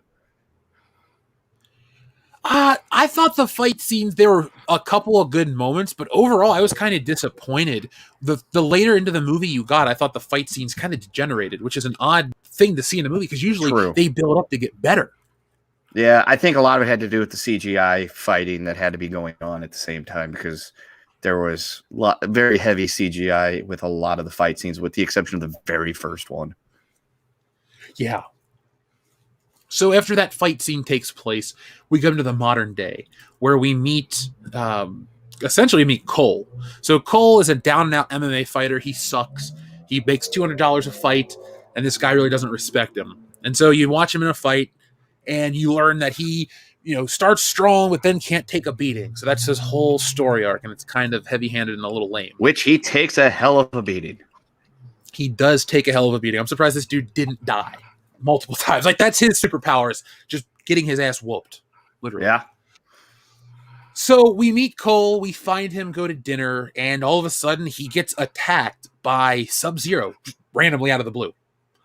And, of course, who's going to save him but Jax, who just pulls up in his pickup truck and is like, "Get in, motherfucker," and they go drive off. And Jax tells wait, Cole, Brie Larson, what? Yeah, drop the taco. So Jax tells Cole to go find Sonya Blade in, I think, Fort Wayne, Indiana, which is where we're going for that fucking wedding. No, Gary, Indiana. I'm sorry, Gary, Indiana. Which made me audibly laugh because I'm like, oh, is she hanging out with the Jackson 5? Oh, God. So, yeah, she goes, and Sonya becomes exposition character number 1. So once Cole meets Sonya, Sonya tells him the entire Mortal Kombat lore. How does she know? She found out about it online. Mm-hmm. Oh, come on. Couple quick Google searches. Hey, fellow kids. Jesus Christ. No, I know I didn't want to compare every moment, but let me compare this moment. In the first one, when we learn about the Mortal Kombat tournament, we learn it from Raiden after a really cool scene. So the fighters get on this boat. They're on their way to the tournament. They really don't know what's going on. And he explains. This omnipresent God explains. So it makes sense that, you have a godlike character know the lore of Mortal Kombat. Sonya knows because she read it online. So you understand why I say it's a very underwhelming film. Instead of this epic nature that the tournament is supposed to have, it's like your backyard. We read it online. Jeff, you left out a part when Jax springs Cole to allow him and his family to escape to beautiful Gary, Indiana. He gets into a confrontation with old Sub-Zero, and Sub-Zero is the one that blows his arms off. He grabs him and freezes him and snaps him off and kicks him off like a building. Which, that part was awesome. I'm not going to take away from their interaction. I think it would be disingenuous to try to say the fight scenes were all shit. No, there were moments of epicness in this, but it still was underwhelming, even with this shit. Right. And then also, not only does Sonya know all about Mortal Kombat from, a few quick, Ask Jeeves searches, She also has Kano prisoner in the basement of her house. Yes. What? Yeah. Continue, Kendo, please. Yeah, so when Cole gets to beautiful, beautiful Gary, Indiana, City of Lights, he finds Sonya and she takes him through. She's living in like a double wide trailer, but it's got like a trap door that leads into this big, expansive underground archive. And yeah, so Kano is pretty much tied up down there.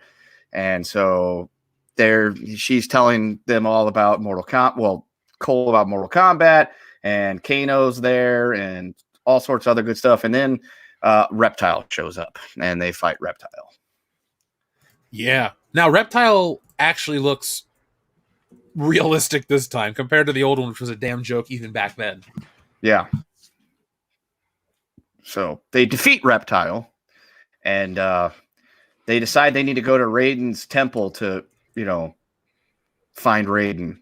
And Kano knows the way. So now we're off on a magical journey through who God knows where they're going or where they had to go to get there. It never really explains that to find Raiden's temple.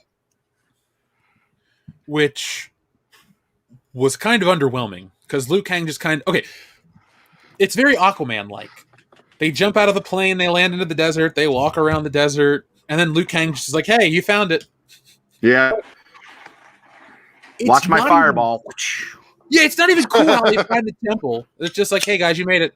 Yeah, so in the trailer where it shows them walking up to like the edge of a cliff and like looking down onto like a valley, that's after they had met Liu Kang, and he says, oh, he's essentially turns into Victor Lin. Oh, you're here for the tournament? Let's go. And he takes him with him. So, but he also fires off his fireball thing, and that's where we get our first look at the superpowers, because Kano asks about that and essentially asks if that's some kind of like magic or superpower type thing. And Liu Kang explains to him that in time they'll be able to unlock whatever it is inside of them to give them their superpowers. So, welcome Avengers comparison number 2. Yes. And so then they're off to meet the wizard, the wonderful Wizard of Raiden. Now, I gotta say, at this point, let's talk about some of the characters we've been introduced to and compare them to the original ones, because this is where this film feels very much lesser. Characterization. With the other Mortal Kombat film, each character, the main 3 characters, had motivations and goals, and it made sense for them to want to do what they're doing. So far, the characters that we're introduced to, their motivations aren't realistic, meaning I understand that these heroes need to save the Earth because that's what the plot needs and calls for, but it doesn't feel like they thought it out. Like the writers of this film were like, oh, they need to because they need to, and the audience will accept it. Like, couldn't there be more? Couldn't there be a more personal stake in each one of these fights? And that's where it loses me. So, Kendo, yeah, I think the new guy is better than the old guy in terms of Kano actors. What do you say? I agree, because the gloves were off with the new Kano actor. He was allowed to pretty much talk and cuss and be exactly what Kano is supposed to be, which is like an Australian pirate. He doesn't die though, does he? Yep. Yeah. Yeah. Oh, yes. Okay. So back to where we were talking about, like, you have to have your little birthy marky thing in order to be a chosen one for Earth. So Kano wasn't a chosen one. That was one of the reasons why Sonya Blade had him kidnapped and locked in her basement. He killed somebody that she knew or something like that. And because he killed somebody with the birthmark, he then inherited the birthmark. So it's yeah. So that's how he became a chosen one. He had to kill them, or when he killed them, that like he was able it disappeared off the person's skin and it appears on theirs, because we'll find out how Sonya gets hers in just a few minutes. Jesus. So once they're in the temple, they're all training very much like the Karate Kid, and there's moments of coolness. Again, it's hard to just shit on this every minute. This isn't The Force Awakens or The Last Jedi, but it's just a very disappointing, underwhelming film. So I think it would be disingenuous to try to sell everyone as this is the worst piece of shit ever. It's a bad movie. It's a piece of shit, but we have regularly covered shittier geek culture films. Even if you want to call Mortal Kombat geek culture, I wouldn't, but so let's see what happens next. They're training at the temple, and Cabal. Shang Tsung shows up. Well, because it's like, meanwhile on Outworld, and Shang Tsung sitting there on his little throne thing, and it shows that he has Sub-Zero there, and Cowball shows up, and who's the other person that they had with him? Melina, Cabal, Melina's there. somebody named Sizoth, and that Harpy girl. Yeah. So anyway, they show up. Shang Tsung gives them the battle plan of, hey, we're not going to take any chance. We're going to go to Earth and kill all these people. So they showed up at the temple, and Raiden is able to like spike his staff into the ground and create an electrical force field that protects the temple. Which was so dumb because it's a plot hole we'll talk about in a moment, Kendo. Correct. Yes. We'll get there. So then training continues. They explain a little bit more about how the superpowers work, and why Kung Lao's hat is like a magical fucking razor blade boomerang that doesn't hurt him, and that Liu Kang can fire fireballs and shit like that. And they harass the shit out of Kano to the point where he gets so pissed off that he unlocks his whatever it is and starts firing laser beams out of his eye.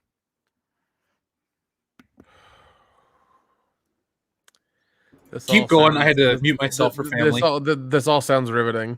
Right. So they end up, something or another happens. I forget exactly what it was because I was sort of tuned out. And Kano essentially turns heel. Big shocker. And he uses his laser beam eye to nuke the shield generator, essentially, and allow Shang Tsung and his minions to come in, and they has fight. So they're battling in the temple. There's a shield generator. Of course there is. Yes, there's a shield generator shaped like a dragon. And Kano, nukes it with his laser eye. And so there's a big old battle that ensues.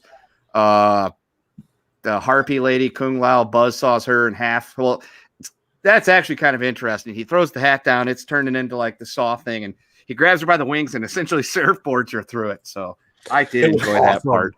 That was actually really cool. Oh my God. And so everybody eating each other's asses.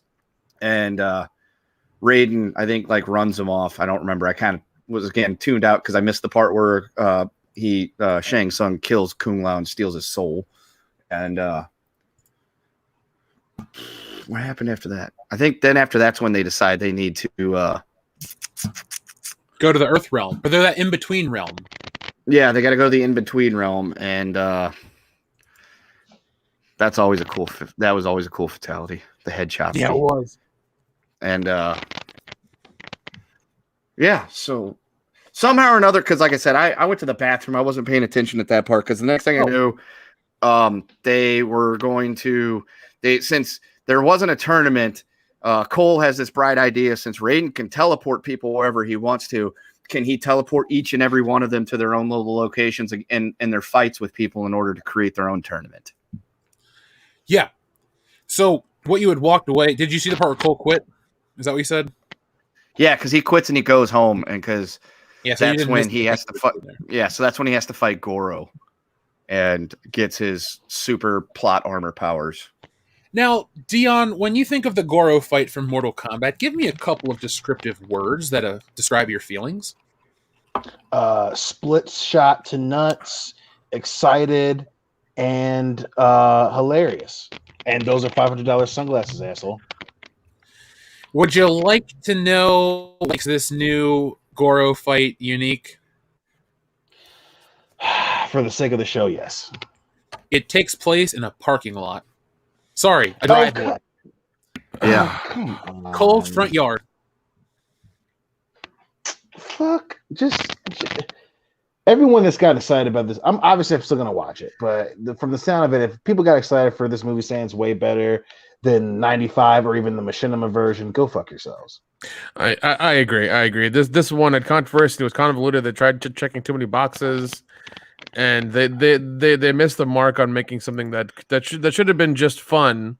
Make it complicated and convoluted into something that doesn't mean anything anymore. Yeah, that's so dumb.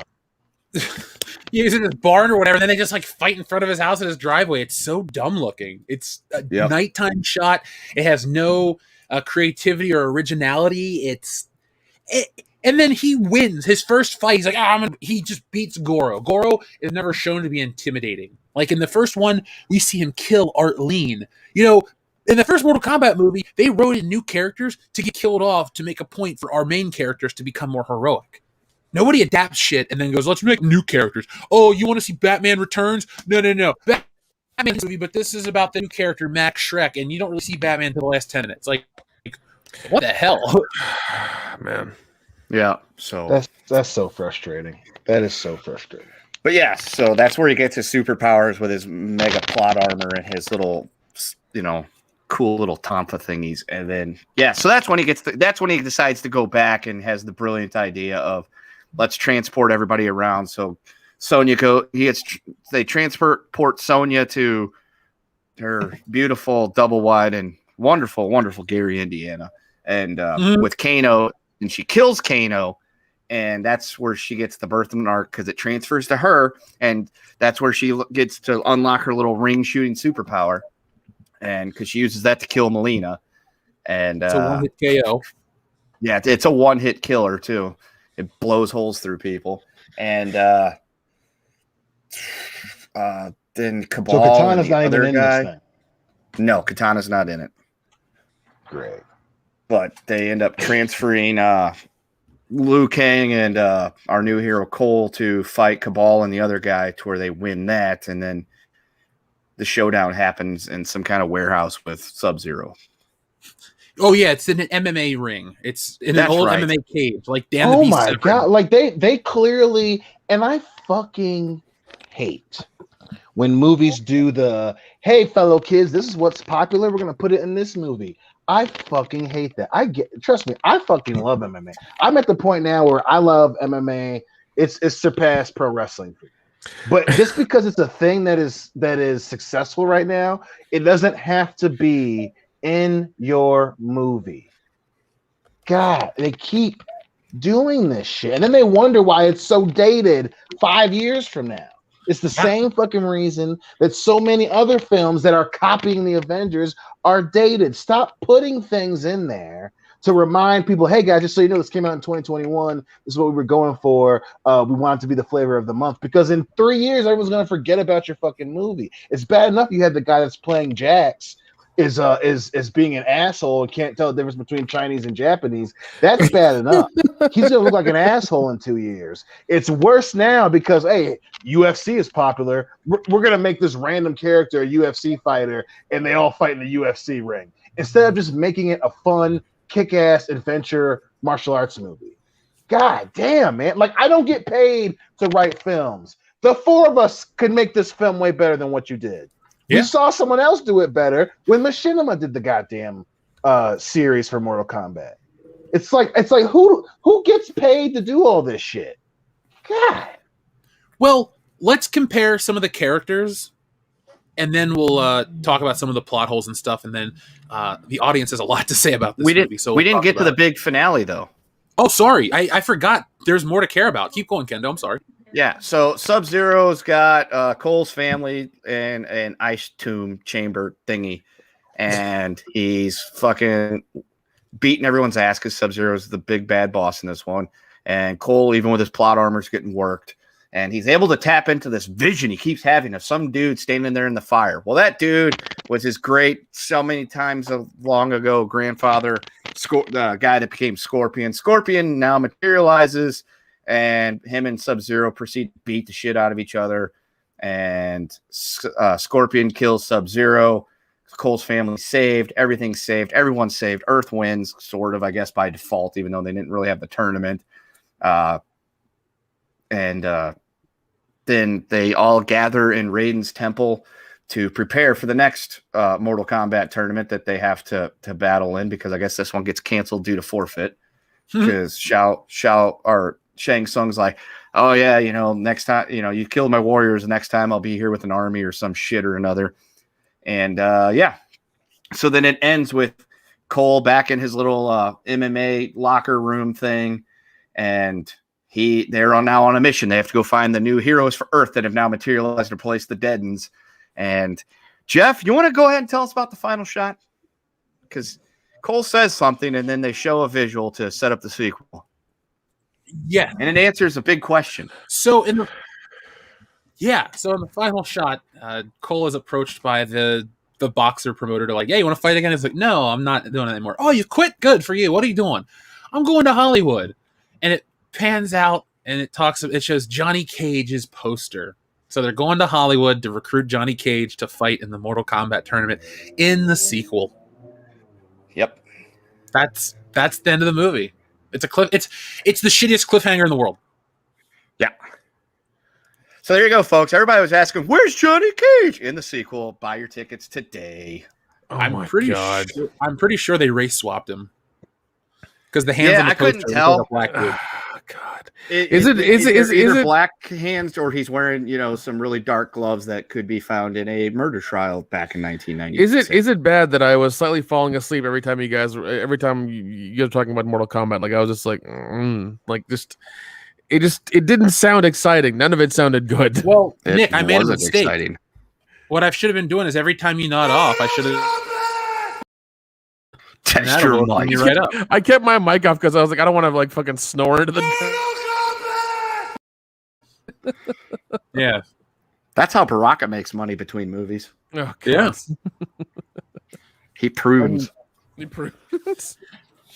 So the characters we have now, Dion Shang Tsung is an embarrassment in this movie compared to the original one played by Cary. God, was it Takagawa Hiroki?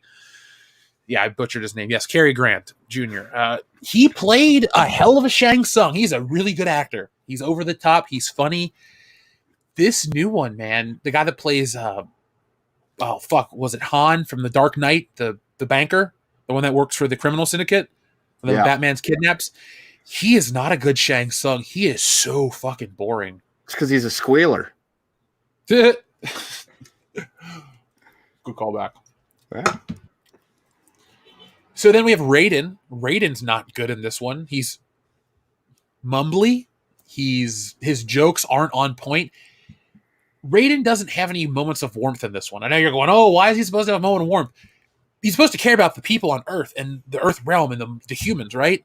Yes. In the old Mortal Kombat film, we have Raiden, "Oh, you humans, you always surprise me." Or the time when Johnny Cage goes off the handle and is like, "Look, I want to challenge Goro now." And Shang Tsung's like, "Look, if you do, you're going to have to fight when I say so," and all this shit. And Johnny Cage is like, "Oh yeah, I'll risk all that shit." And he's like, "Good, you humans are learning." He's like seeing how they're taking a stake in this. So they care, he cares. This new Raiden's like, I know it's the 10th time, but we could get another round if I, ask. So this Raiden just doesn't seem to give a shit at all. No. And like I fucking hate when movies are like, it's like, "Oh, we need a part two. We need a part two to keep it going. We're gonna cliffhanger this." It's like, make a complete fucking movie, please. Do not think you are guaranteed a part two or a sequel or a trilogy. You aren't. Make a good one that we all like and love and talk about, and then we will give you the money and the clout to make a part two. Don't just assume you're gonna get one. Yeah. Yeah. So, but that was Mortal Kombat. I did like the guy who played Sub-Zero. Oh yeah, Sub-Zero and Scorpion are better in this version than they are the original 95 movie. Yes, definitely, most definitely. They didn't really talk or do anything in the other one. They just showed up and looked menacing and then got killed stupidly. This one, they actually had a story there and they explored why Sub-Zero and Scorpion hate each other so damn much. And it was pretty cool.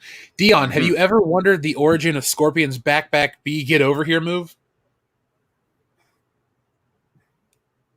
Because you're going to learn it in this film. Fuck, yeah. The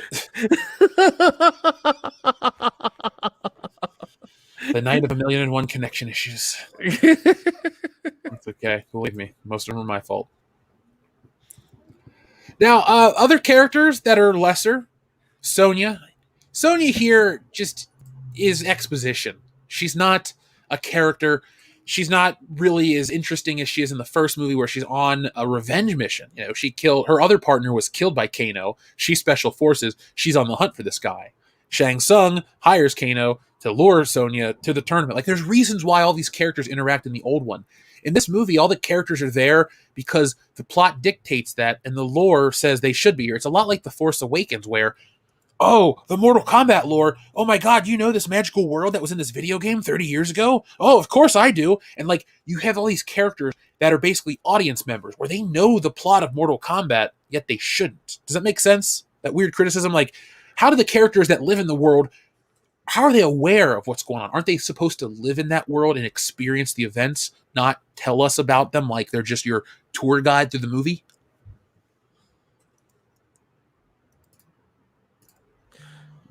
I guess so. I think everybody else is having connection issues. Hey, are you guys still there? Hey, you guys. Just making sure. Dion, come back. We'll watch the Storm, I promise.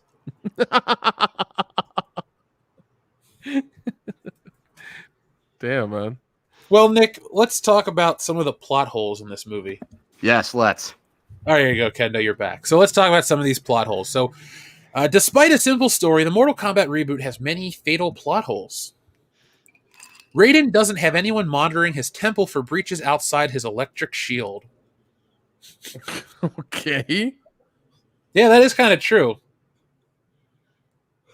Yeah. The villains don't kill Sonya and Jax despite hearing the latter power up.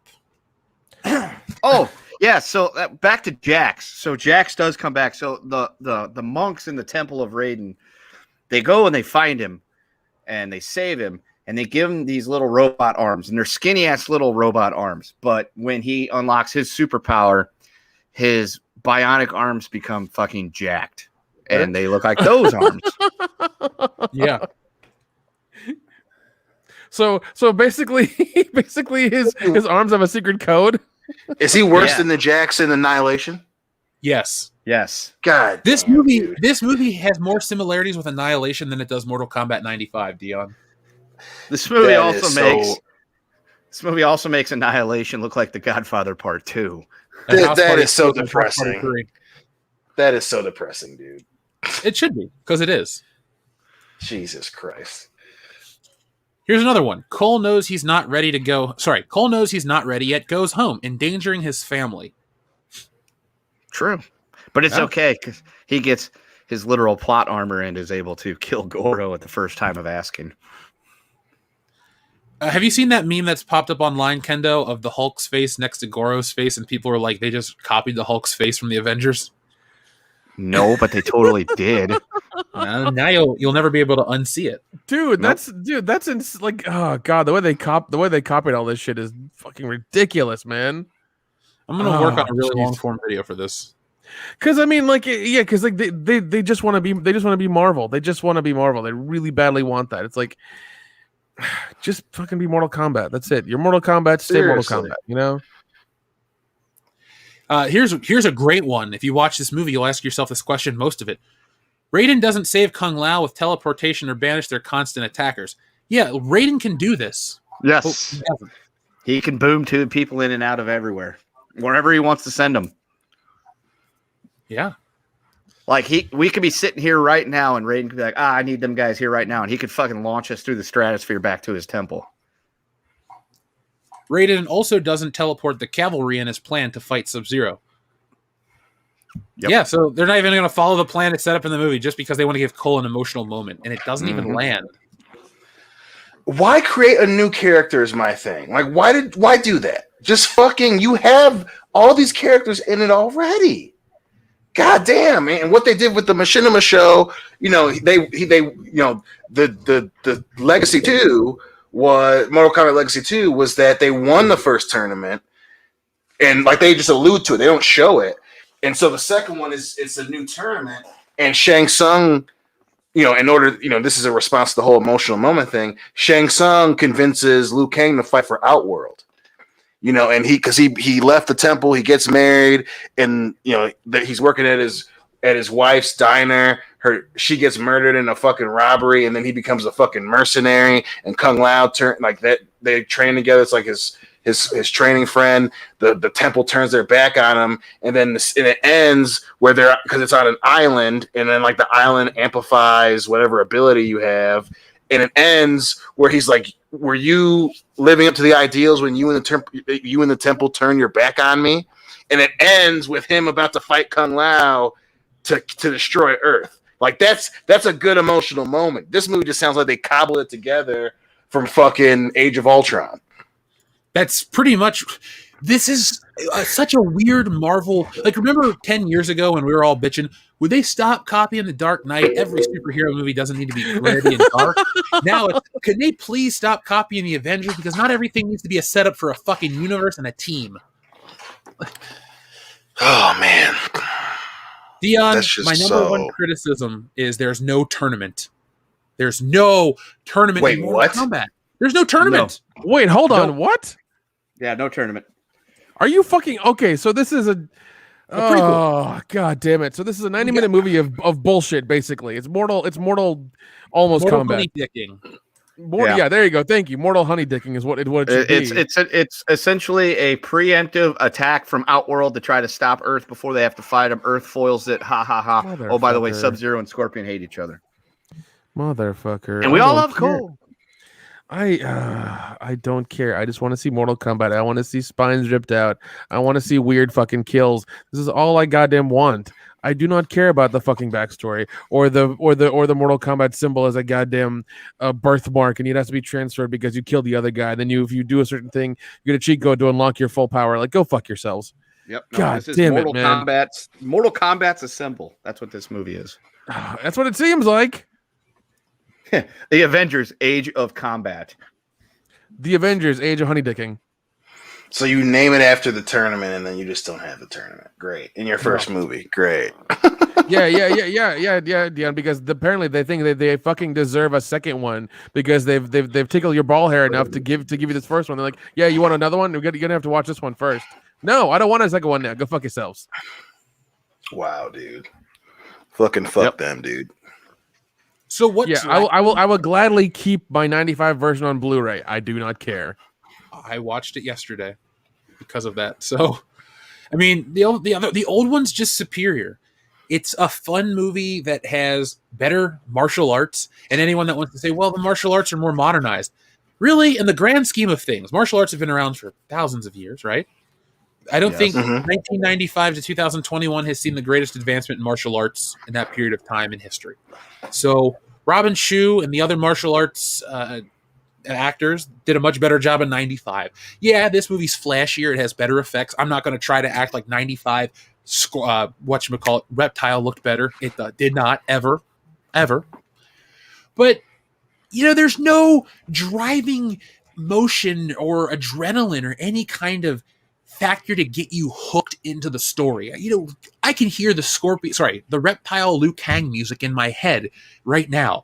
That had that driving guitar and that weird techno, and it ends with the fucking bicycle kick. They did the bicycle kick in this new movie. It was hokier than it was in the original.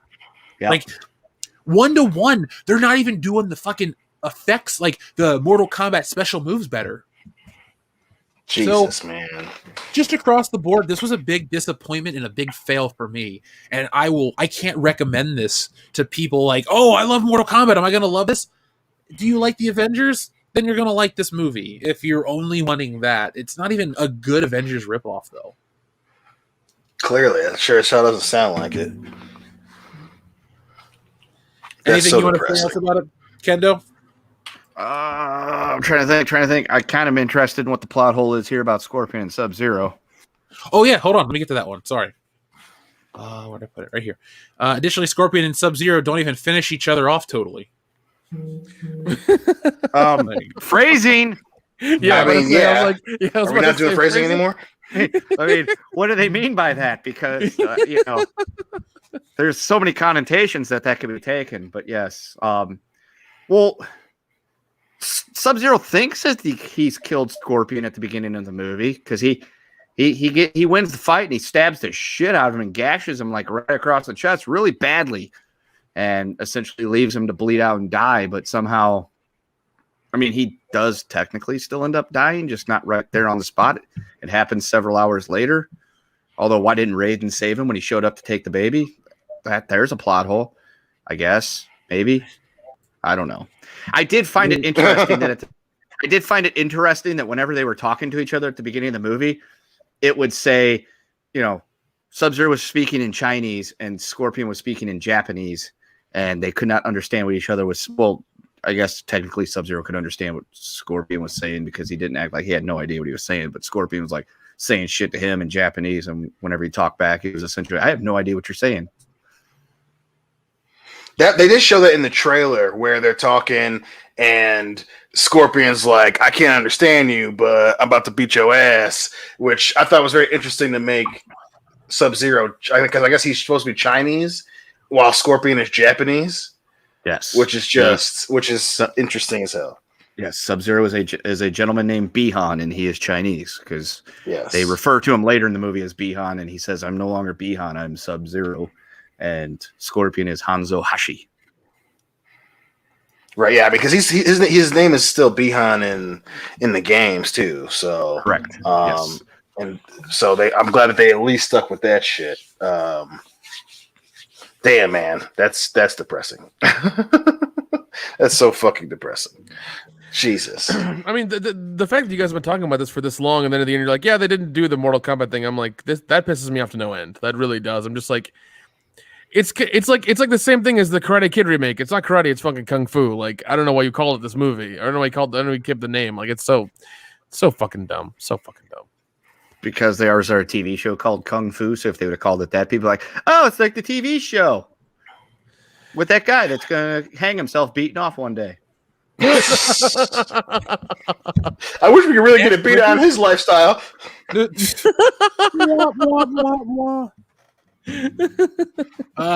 Modalicious, to answer your Super Chat question, which was worse, 2006 DOA or Mortal Kombat?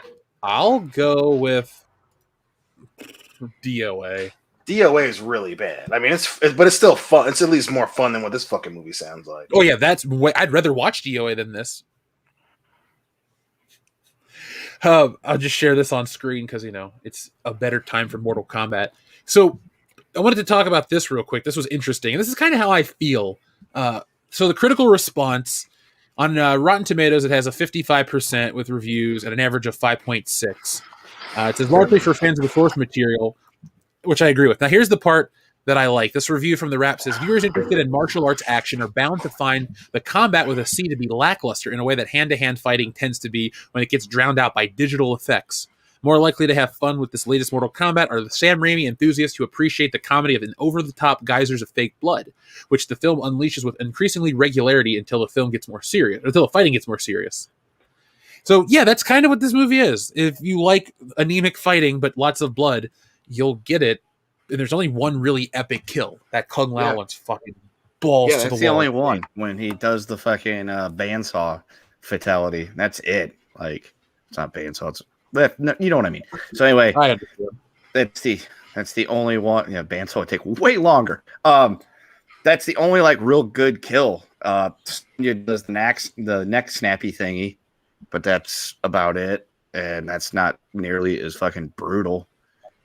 Does Sub-Zero freeze and break a guy? Mind rip, which is me off. He breaks stuff. Yeah. Yeah, and he breaks off Jack's arms. Yeah. That was the best violent kill. He had all the dead skin that it showed. Like, that was well done. It looked cool as shit in the trailer because it showed where he goes to shoot him. Oh man, I mean, if I'm going off of the dude that played Jax, I mean that's pretty darn Japanese, man. That's pretty damn Japanese. Oh yeah, Kano ripped a dude's heart out. Nice. Oh, Scorpion, he ripped that. Yeah, the Reptile's heart out. That's right. Yeah, he ripped out Reptile's heart. Which the way that they were able to fight Reptile, the Kano pulling his knife out and a flare and stabbing a flare into Reptile to keep him from being able to go invisible, that I thought was actually kind of interesting. I was like, that's a smart move. It is, or it was. Hold on 1 second. Yeah. All of this sounds like damn terrible. I don't. So fucking disappointing. Yeah, I don't want any part of this movie. I mean, like I said, I'm still gonna watch it, but I'm gonna hold the 95 and then the Machinima version in way higher esteem because this shit just is so fucking dumb, just so dumb. We all are going to hold those films in higher regard. Yeah, and I mean, like, you know, and it's really telling of the times where it's like, you know, oh, they wanted to check all their boxes, and they wanted to, you know, to try to honey dick you into, like, you know, wanting a part 2 and really liking this one, but you didn't do it coherently and in a way that made sense. The positive thing would be that it's not really woke, so there's that. Yeah, but that doesn't make it a good movie, sadly. No, I know. But that's where we're at in today's society with movies. It's like, well, the positive is it isn't woke. The negative is it's not Mortal Kombat. Yeah, it's still shitty. Yeah, but at least I didn't get preached to. Oh, that's God. a step in the right direction. Is it though? Because I mean, clearly, I don't. Yeah, I'm with you, Nick. It doesn't sound like it's in the right direction. I mean, lateral step, maybe. Sarcasm, asshole. How did you miss that? I was about to say, like, this is like a half forward lateral step kind of thing going on here. It's like, you moved forward a little bit, but not much. Yeah, you didn't. Oh God, oh man, yeah, all of it, just everything you described just doesn't sound fun at all.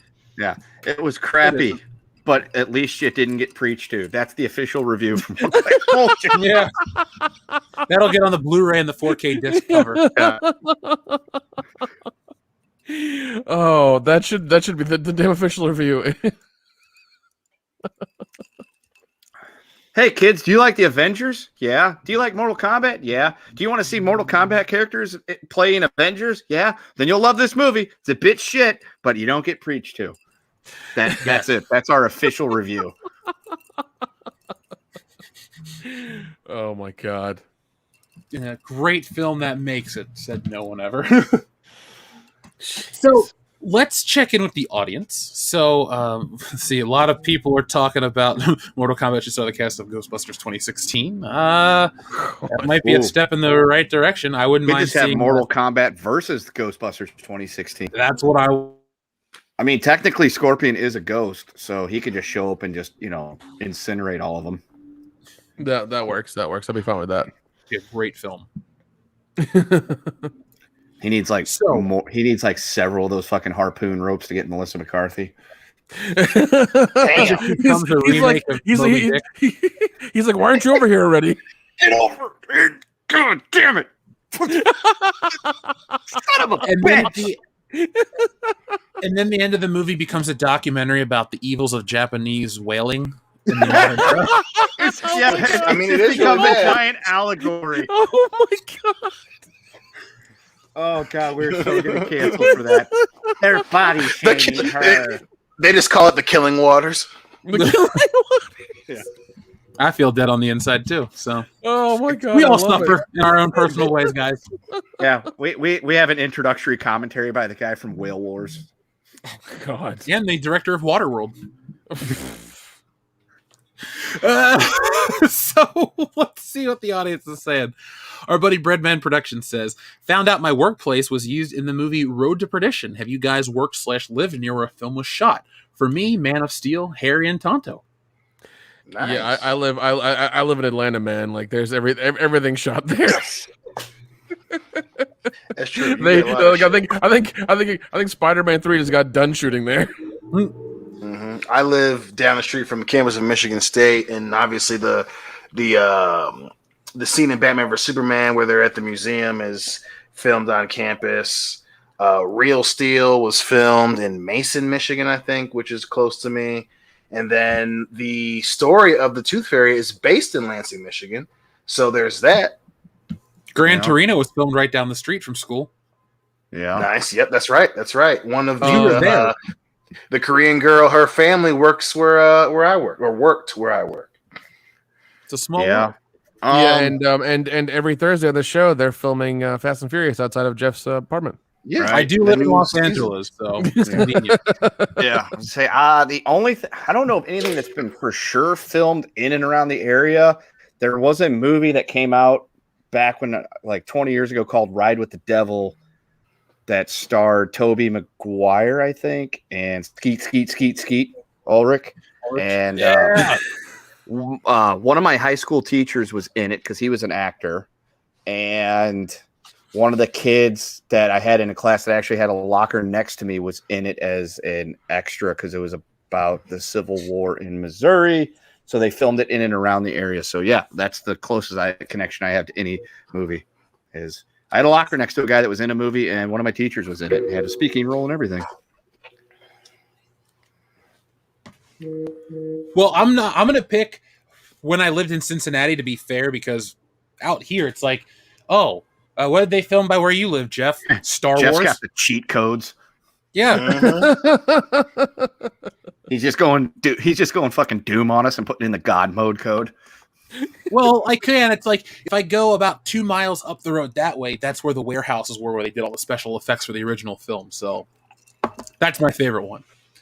But back in Cincinnati, they shot Traffic. They shot that movie Freak the Mighty. They shot that. Oh, that was the book was Freak the Mighty. The movie was called like The Mighty or something else. They shot that movie Gotti with John Travolta. So Guy went to high school with in that movie. Not nice. Shit movie. But I got a funny story to tell you in person. So yeah, what else was shot in Cincinnati? I don't know. Not much. They shot Spider-Man 3 in Cleveland. Clooney. I was gonna say they filmed some George Clooney movie in part of St. Louis once because that was like a big deal. It was on the news. I'm tired of George Clooney being a big deal. His most recent movie that he wanted to win an Oscar for, Midnight Sky, wasn't that good. I think his last good one's probably The American, where he's the hitman. Everything else has not been that fucking good because The American was after the Mr. Fox movie. Fuck yeah, that's the last good one I can think of. Because Hail Caesar was a letdown. Oh yeah. Mr. Alden Ehrenreich. Burn After Reading was good, but that's been a while ago. Oh, that movie's so overrated. Yeah, that was 2008.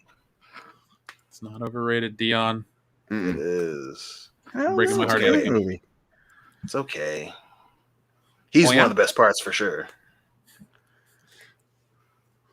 So, Breadman Productions, by the way, this was an excellent question. Folks, try to top his question. I like that one. You guys like it? Oh, yeah, it was a good one. Makes me want to like look into the area around here and see what has been filmed around here besides violent assaults and meth busts. Oh, Meth Busters. That's the sequel to Woke Busters. Oh, nice. There's plenty of source material around where I live. Yeah. I mean, I'm going to create art from life. Life finds a way. Meth Doug finds Keller. a way. Yeah, Meth finds a way. We're going to make that blue one just like Walter White. We're going to make that Walter White money, boys. There we go. But we'll do it legally with, I don't know. Anyway, Doug Keller says, Turbonegro battles the BET 1000. Oh, I like that. That's a good one. Oh God, can we get Terminator fights Medea? Can we do that? The winner gets the Oscar. I'm not jobbing out to Medea. I'll tell you that right the fuck now. You gotta make me look strong.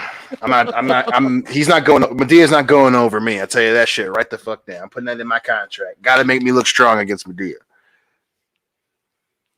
Have to pull my Hulk Hogan creative control clause. That doesn't work for me, brother. Sorry, brother. I don't think so, brother. He walks up to Ultimate Warrior. He's like, "So, brother, you think you're gonna win this time?" Wrong. No. Don't. Now I'm just gonna every time like something silly happens, I'm gonna use that, and I'm just gonna use your Hulk Hogan voice. I don't think so, brother. Dude, when we're at Loudy's wedding, every time he asks a favor from us, we should be like, "I don't think so, brother." I don't think so. Well, our buddy, brother. Our buddy Etep messaged me during during this conversation and said he booked his room right now too. So we're all in the same hotel. Yeah, we're all in the same hotel. Etep. Yes. I can dig it, motherfuckers. Yeah. Well, I guess I gotta bring my big ass cooler and my speaker with me and everything, so I can have a good goddamn time. Yeah. It's gonna get sloppy. Yeah. Loudy's gonna be like, "So, you guys excited to come to the wedding tomorrow?" "No, we're just gonna hang out in the hotel room and party all day." And Jeff's like, "Yeah, I'm just gonna come for the ceremony and I'm out after that." I'm the worst. Well, Jeff's a groomsman, so he's gotta go. He only has to go to the ceremony. Yeah, And then we can just get Dan to stand in for him at the reception. Yeah, that'll work. That'll work. Nah. It'll be fine. It'll be fine. You'll be too drunk. You'll be too drunk partying with us to care. Probably. Kendo, make sure you map out where all the Waffle Houses are in case there are any. So we know where they are in case we need one. Oh yeah. I mean, I'm sure there's gonna be plenty. Oh man, it's gonna be a weekend for sure. Worst case Ontario, we just go to the fucking IHOP. There you go. I had IHOP As long as somebody doesn't give us energy pills or sleep meds while we're there, it'll be fine. It's all right. Yeah, or the street version, roofies. Well, apparently these were legal, and and they were given the FDA seal of approval. Apparently, good for that guy. Yeah, the shit that happens at IHOP at 3:00 in the morning in Kentucky. Right. You remember it whether you want to or not. You were asleep. That was Denny's. Drew Nitpicker says, "Oh, sorry. Wait, we never went to a Denny's. No, we didn't. I thought after WrestleMania, I thought it was Denny's where I passed out. You passed out the IHOP. Yeah, you passed out a lot there, buddy. Jeff recorded a video of you for like 40 minutes just sitting there at the table asleep over your burrito. You sure it was IHOP?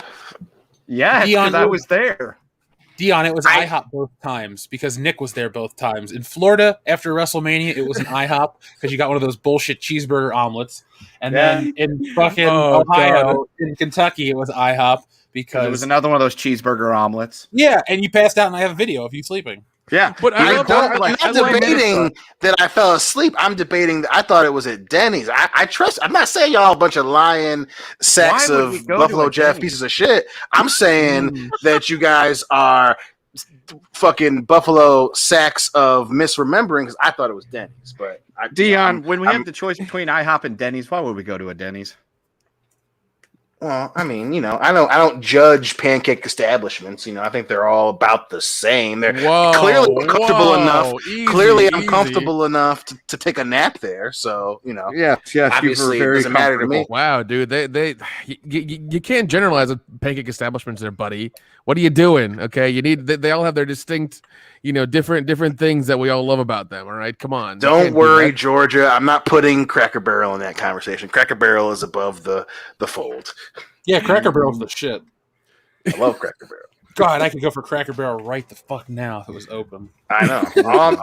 Obviously, I'm comfortable enough to take a quick power nap when I'm out with my boys. So fuck me, right? My boys are here. They'll wake me up if some crazy shit happens. I'm just gonna close my eyes for a second. Dude, that wasn't a power nap.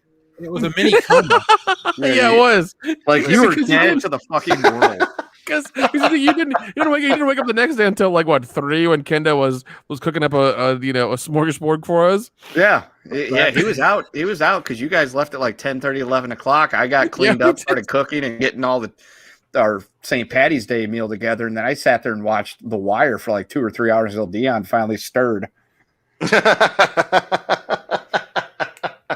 I had a good time, damn it. I regret nothing. I sent you guys the photo. I mean, that's almost. I just see it. Yeah. The fucking whorehound fucking wristband. That's awesome. That is awesome. I regret nothing. I had a great, fantastic time. So, well, you will soon. We'll be at Horror Hound in 5 months? Less than 5 months. Yes. Indy, we coming for you. And I hope that's going to be a really wild Horror Hound. I hope it's going to be. Yeah, I want to see blood. Sure. Maybe Bearfucker will come back. Yeah, Bearfucker. Let's hope not. She was unusual. She was. Our friend Primer says Terminator Dark Nipple. How do you feel about some dark nipples, Dion? Hey, listen, especially when you get in that right angle and they're moving and stuff because what you're doing. Great times. Now, this next super chat, I'm pretty sure this letter is for Nip. I'm going to read it the way he read and then the way it is read. Hold on a minute. Nipple. Yes. Hold on a second because you were cutting it out. All right. How am I now? You're good. You're good now. You're good now. Okay. So the super chat reads, "My big fat Greek nipples," is what it went to be read. but it actually just says my big fat Greek N. And so I was just like, whoa, really different. I could go more than one direction there. Easy now. I'm going to Spray spray him with water for him because I'm almost pretty sure the word he was looking there for was Nubian. Kendo, what's Nubian? What the hell is that? It's Are a you Nubian. opening up a hot, I don't know, fucking Tim Horton sandwich? No, Oh, the dude, you got fucking Hortons? kid left the kid and the wife left some goddamn bag of chips open. It was bothering me. What kind of chips? The Meyer brand tortilla chips are very underrated. Yeah. Store brand. Oh, I was at Sam's Club the other day, and they had the Ruffles all dressed, the big bag of chips for $3.50, and they also had the Zapp's Voodoo chips. I was like, I'll need 2 of each. Oh man. Guys, I want to show you something real quick. I'll be bringing these to the wedding. Listener of Jesse brought these habanero. Oh, damn. Okay. Oh, okay. 2.2 million. No, I don't know about that. I don't know when we're gonna be doing that, homie. Did they sell fucking milk at the reception? We don't have to do it at the wedding. All I was going to say to you is I've eaten these on camera. They're bad. We mix those with a regular thing of cheese balls and go around asking people if they want any. This is someone's wedding, Kendo. I don't want to ruin my friend's wedding. That's the best way to get arrested. I don't. They chose wrong. It was hilarious. What if they choose right and their finger grazes one and they rub their eye? Then what? It tells you to wear gloves when you touch these. Oh my god! I mean, you act like you have no idea what's going to happen or what's going on, and you go and laugh in the corner. And make sure you have a bail set up for when they get you out of the fucking penthouse. Oh, that's not a crime. I don't think. It is in Indiana. Yeah, do you really want to risk it in Indiana? Well, why don't we just do it to Loudy then? Oh god! It's his wedding, dude. Let's just do it to Phil. He'll bitch about it the whole time, and that's it. And he might have a heart attack. Fine. Well, shit, if we do it to Dan, he might have an asthma attack. Right. We've got to choose a victim very wisely that we're sure it's going to come out of this shit. My friends in Ohio are pretty unhealthy. The little kid that's going to carry the rings up to the altar. We'll give it to him. Oh god! Yeah, Definitely going to jail in Indiana. I'm not. I'm going to be up on the altar, standing there, smiling. Sacrificing. I know it's going to be. Look, I'll have a clean paper trail. You guys are the hatchet men. Paper trail. Hey, no, listen. I brought my white woman to get me out of trouble. I'm not putting myself in trouble. This is clearly a kendo mission. Yeah, you're on your own, Kendo. That's fine. I prefer Kendo. I'll do it with you since these guys aren't going to be your friends, man. I'm right there with you. Okay? That's perfect because we'll be in Indiana, so definitely you'll end up taking the heat. You motherfucker. Yeah, it's Indiana. They'll be like, "Where are you from? Which one are you? What kind are you?" This is Indiana, boy. I'm feather, not dot. That's what I am. Okay. Like it's somebody that's got something to hide would say. I don't know what you're talking about. He was talking about sleeping and cells the other day. I don't know what he meant. I walked away. Kendo, you're gonna get somebody killed on this trip. I mean, so what you're saying is it's going to be memorable. Okay, gotcha. In other words, this trip's going to be more Mortal Kombat than Mortal Kombat was. Pretty much. Finish her.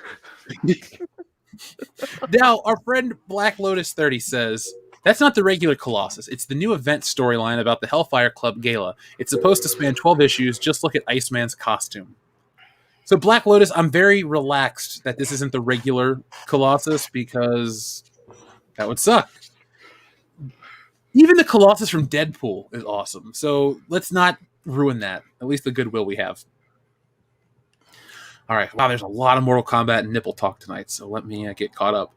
So, our friend Hwarang the Boomerang, great name, says, seriously, Google Disney's Anne Frank. I'll Google it, but I don't think I'll show it on air. Oh, my God. Yeah, that's a negative. Wait. No, hold on. Is this real? Disney's Anne Frank is an animated film released by Disney in spring 1989. Wait. 89, that's all you need to know. 89. That was that weird period in Disney. They were just making random ass fucking movies. Is this real? Hold on, I gotta make sure that this isn't like a fake troll Wikipedia. Oh my god, it's on Amazon. What? Wait, no. There's Anne Frank, the whole story by Walt Disney Video. Is that Ben Kingsley? Oh god. Okay, so that's clearly live action. But yeah, oh my... Holy shit. Yeah, here we go. Anne Frank, the whole story. It's an animated... Wait, that's not it. Why is there so much Anne Frank stuff in 1989? I don't know. Anyway, It's a good question. yes. If that's real, holy shit. That looks like terrible shit. Anyway, moving on. Primer says, A Nipple on Elm Street. Die Hard with a Yeah, buddy. Nick, I thought of you this afternoon when I got into the most banal, pointless argument ever on the internet. Oh god. I just had so much fun because these people on this NECA group were bitching. How come NECA makes all the Ninja Turtle figures, but they don't make any of the final girls like Alice or Nancy from A Nightmare on Elm Street?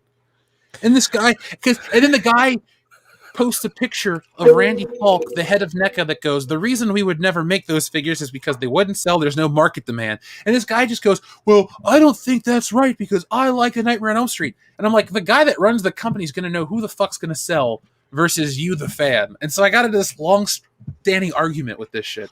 I love the internet. God, man, and I love when you show us the stuff from the Back to the Future group from kids who have never watched movies. It's like, well, what did this happen? What did this? It's like, watch the fucking movie. Right now, you're in an era where you can watch it on your phone while you take a shit. You have no excuse not to watch the movie right now in this era. You don't, because you can get it from 5 different fucking places. Okay. Ask me, I'll get And you. rent it for $3. Yeah, you rent it for $3 goddamn. Take your parents' credit card and go get in the Amazon account, fucking rent it. Or Jeez, don't. like, We don't condone that. Yeah, there's no excuse now for you to not know these movies. There's no fucking excuse. None at all. No. Ninja Lawyer Steve says, Jeff, I've sent you probably my magnum crapus. I hope you not only get a kick out of it, but like it too. I have missed many podcasts lately, so I don't fully know the context of Buffalo Jeff, so I made 2 versions. I loved it, Ninja Lawyer Steve. We've already shown it on air. So I saw your super chat roll in. I was like, oh, I should have this pulled up. And then you sent it, and I had to show it earlier because it's that good. So, Ninja Lawyer Steve, please continue to send stuff. And please just remind me if I forget to show the email. But you do send it to the right email. So you're one of the few listeners that knows how to contact me directly. Was that the late night show with Buffalo Jeff thing? No, it was the one I just showed on air. Oh, I was getting a drink. Oh. If there's another one I missed, then I'll have to go back. No, I was just going to advise whoever it was that Pacific time is 2 hours behind Central time, but good job. It's still funny. Yes, DH 2006 DH. I know arguing with idiots online. To be honest, I think I post like 1 or 2 comments and then I just get lost reading the comments because they're so funny. Yeah. I just understand shit like that, man. It's like you have access to everything in the world at your fingertips. Why are you not looking up these answers? I do not get that. Yeah, I mean, Sonya Blade was able to find out all about Mortal Kombat by looking stuff up on the internet. Was that a part in the movie, really? Well, they didn't show her doing it. It was just when he got downstairs and saw her layer of research, there was shit all over the walls. And she talked about essentially how she was able to, research and look things up and find out all about it. Oh, Jesus. Oh, man. Yep. Makes me want to not watch it even more. Thank you. Probably found it on the Wikipedia page and took it as gospel. Oh, yeah, of course. Jeez. Damn, man. Yeah, that's so disappointing. Yeah. Cesare Japan, thank you very much. He says, the designer for the Hellfire Club Gala reminds me of the MTV Video Music Awards. Sage, Celine, and Richard Summers look like they're going to a fetish club. Shit, it's more like that part of the Matrix Revolutions where they're walking in the fucking fetish club and everyone's like twisted nipples and in leather and shit. That's what that reminds me of too. That's a good tidbit. Good nipple bit. Well, those movies were an allegory for alternate lifestyles. There they Hey, were. listen, I thought it when I was 14. I'll think it now. God damn it! I would love to go to one of those fucking clubs just for 2 hours. Just give me 2 hours, and then I'm good. Oh God, yeah. Can we get a hall pass for Dion for 2 hours, please? Exactly. Just give me 2 hours. Some crazy Slovenic chick with a leather fucking helmet on. I'm in. I'm good. Oh and then God. I will never ask for another thing after that. Just to yell at you in Russian. Yeah. Primer's my man. He goes same. That's my boy. Just give me and What Primer is 2 hours. I know Nick will go. Just give us give me and my boys. You know what? 2 hours. I need a story. It's fine. I'll go. That's right. I can't go by myself. You know what I'm saying? I'll go. I don't even know where we're going again. Sorry, I checked out for a second. Just Trust me on this one. Just trust me on this one. We're going to an underground Russian fetish club. Oh, sweet. I'm there. Dion, let me tell you something. You have never led me astray ever, but you've led yourself astray many times. So I trust you. There you go. That subconscious need to. Okay, my boys with me. I can't get too fucking wild, but I get just wild enough that I got my boys with me to pull me out in case shit gets crazy. Yeah, just make sure you give Jeff your wallet. Right? Nah, leave him in. He can handle another 10 minutes. Yeah, he's got 15 minutes left. He's fine. Yeah. No. I think he's got it under control. Nah, he's still got it under control. Just wait. He's about to make his move. Right. Now, if the Merovingian shows up, pull me out because that means shit's gonna go down. We can't be getting no gun standoffs and shit. We got shit to do. We got a channel. We got a business to think about. I believe in you. We're gonna leave you in there. I think you can handle it.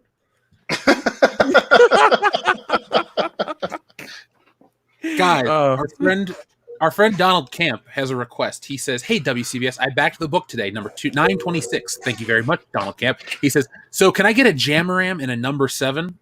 Yes, you can, Donald. So first off, you get yourself a nice old Jamaram. And let's see, what's a number 7 today?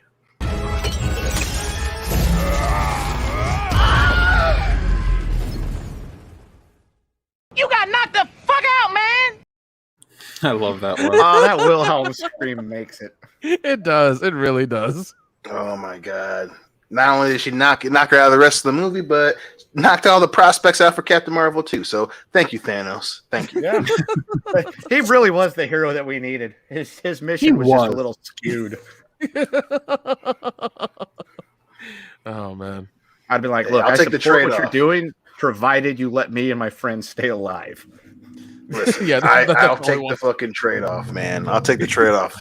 The Russo brothers were like, listen, we'll do this stupid ass all female Avengers scene, but Captain Marvel's getting knocked out of the fucking movie. Yeah, dude. For that whole movie, she was just Captain MacGuffin. That's all she was. Yeah. Like, look. You've lost your whole team. You know, Maul. He flew out of that fucking spaceship. You need a new crew. I know just the guys. That's what we need. We need an old school canon films space movie is what we need. That's right. Can we get the Golan Globus connection back? Sure. Are they still alive? I don't know. No. I can dig Well, it. if we have one of those gauntlets, anything's possible. That's true. It's true. Our buddy Zach Z, I love this super chat. He says, "The naked nipple from the files of Hitomi Tanaka." Oh, nice. Yeah. Yes. Yeah, very nice. Yes. Very nice. A Indeed. man after my own heart. A nipple after my own heart. Ooh. The Pure Spike 9000 says, 2 things, Jeff. Have you checked out Kenging Ashura since the Mortal Kombat stream? Do you guys have any pizza party or pizza-related memories? Excellent questions, which I'll answer in just a moment. So I did look into it, Major Spike, when you mentioned it to see if it was on the Viz Media app, which it was not. So I have not had a chance to look into it further. But in terms of anime and manga, we did. Where's it at? This one called. Oh shit! I just had it here. It was like a Megalobox. It looks awesome, and I can't wait to watch it. Our buddy Wheezy Bird sent a bunch of new anime and some manga stuff like My Hero Academia. So Megalobox is on my list of next things to watch. Go Big Boar, Go Home, who you guys will know his voice very, very soon, says, can I hear Buffalo Jeff say, finish him. Fatality. Flawless victory. Those are the things that you're going to hear in that club, Dion. Yeah. Listen, I'll feel a hell of a lot better when it's some chick from Uzbekistan and not a fucking 6'4" gigantic dude with curly fucking hair who I've known since I was 18 years old. That's how we test Dion inside the Matrix. We send Dion into the Matrix. He thinks it's going to be him with some like foreign chick in some kind of crazy club, and it's just, instead of any house music, it's just Jeff doing Buffalo Jeff over and over again. Dion's like, give me up. I'm like, nah, he's fine. Yeah, I immediately answer the phone. I'm in, and then it's just robot Jeff on a fucking disco booth. Yeah, you see what you like, and you like what you see. I'm like, God damn it! Give me a hard line. Give me a fucking hard line. Sorry, I can't set one up. Something God hard, yeah. Something real hard. Like, nope, leave him in there. He's got to face his fear. yep, you gotta.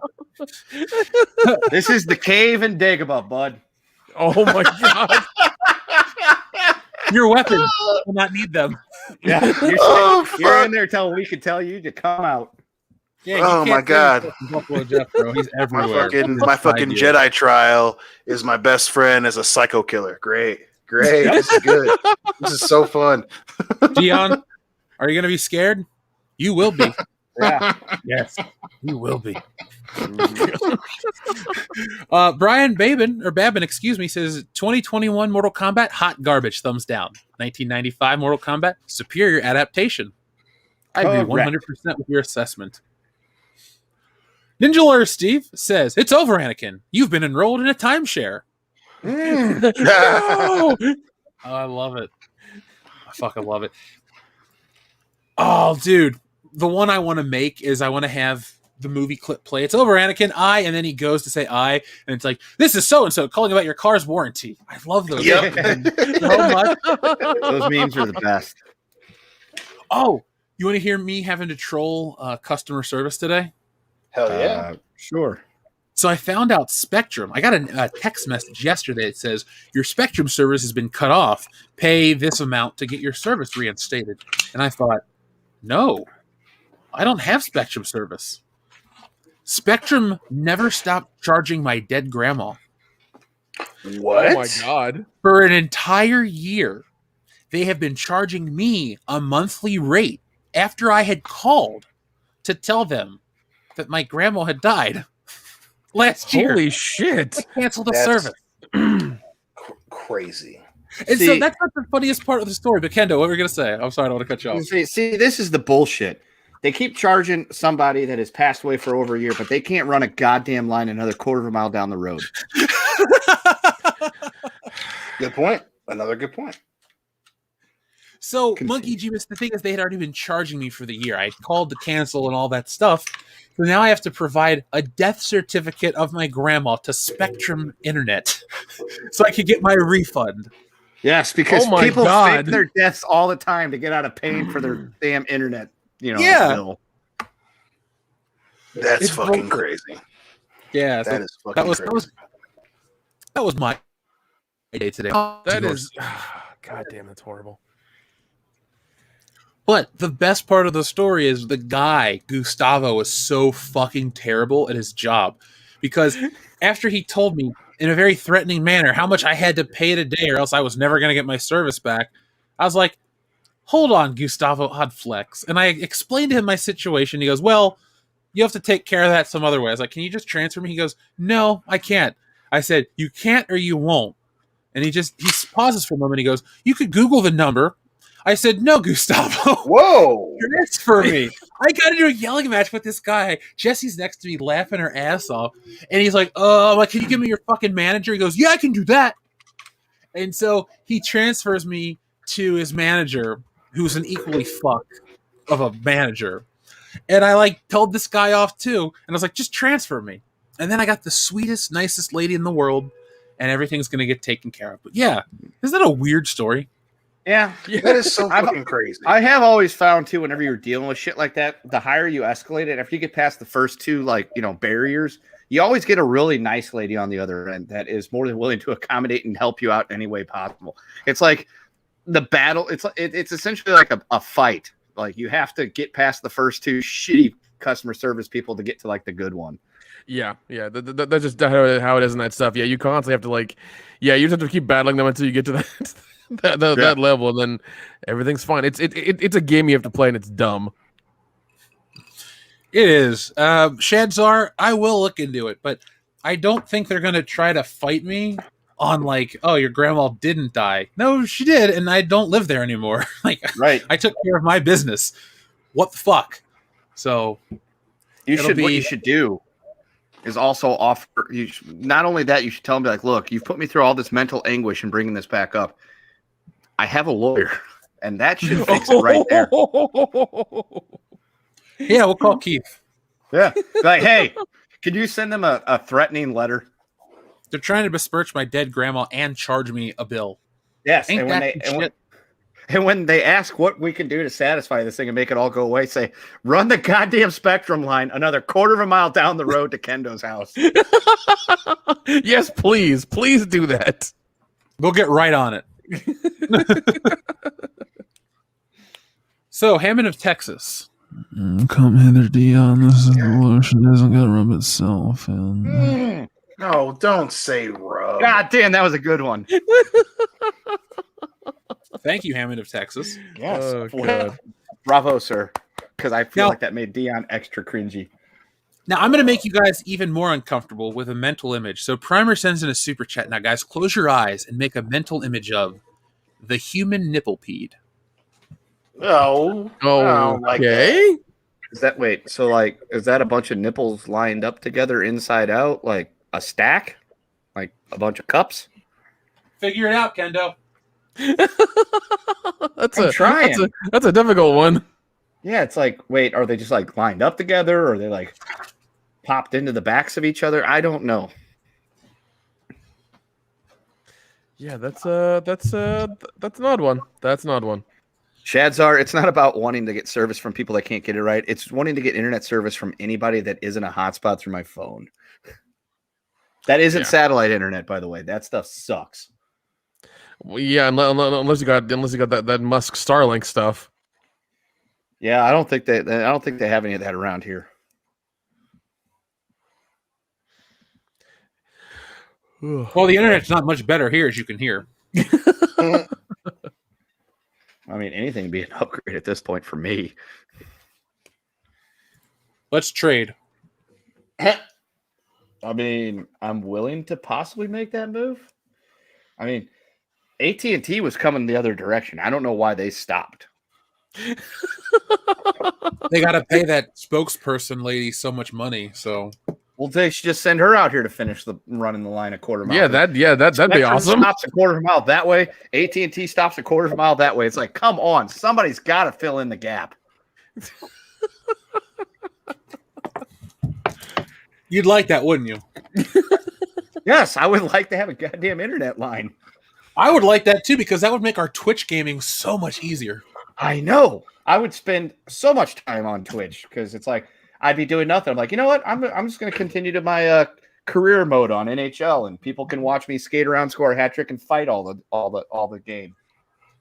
Now, folks, we will have a much stronger Twitch presence when I move. I've already figured out some setup stuff, and it's going to be a lot more fun. So we're a couple steps away. I think just one step away from the partner or monetization or whatever it's called. So when I get all set up in the new place, I will make that happen, and then we will be back on Twitch. So be on the lookout for that stuff. Oh, toxic masculinity, you make me so uncomfortable.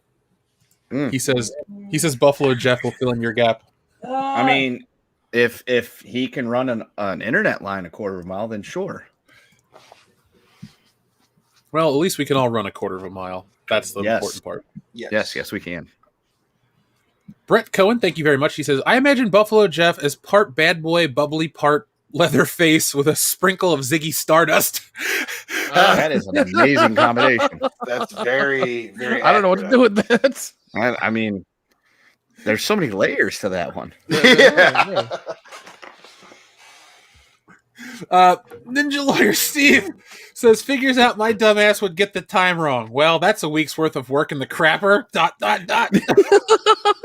I mean, it's still appreciated, bro. It is. Appreciated. It was funny, and the fact that you got the time wrong made it even better. Yeah.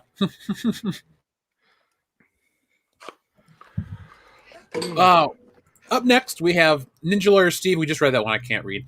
Master Clockwork says, the moment I hear the phrase, if you turn off your brain to enjoying a movie, my reaction is, so what you're telling me is, it's shit? Pretty much. Yeah, not always. There are a few diamonds in the rough. I think even a movie where you would advocate for someone to turn off their brain should have some moments of true quality.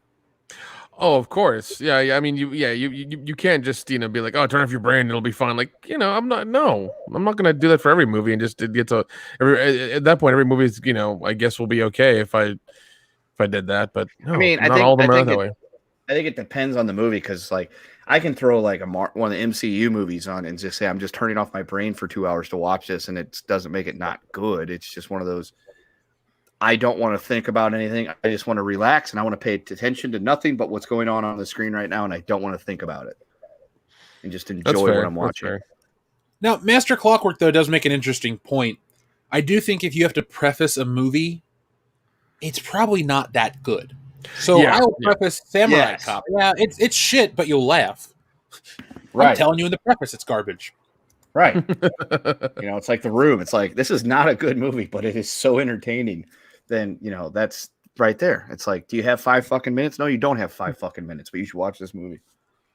I felt bad on the High Council. We were talking about Mortal Kombat, and Tom liked the movie, and the audience was really vicious with him, and I was just like, ooh. That's rough, man. Yeah.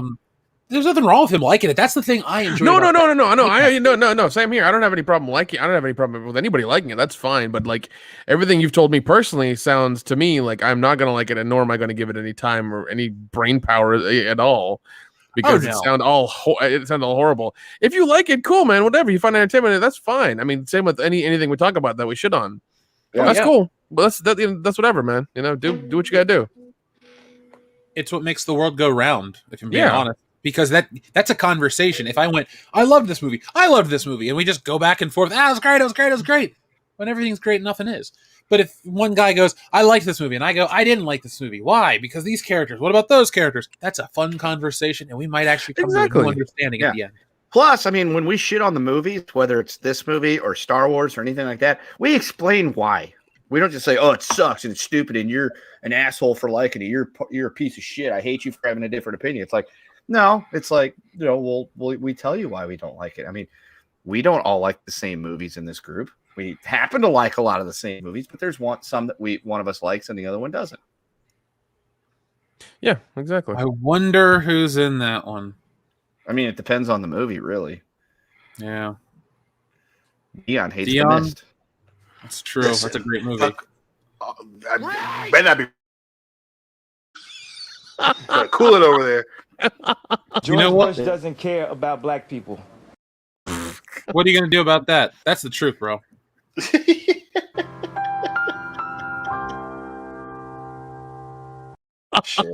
gotta put those two together. George Bush doesn't care about black people. The more you know.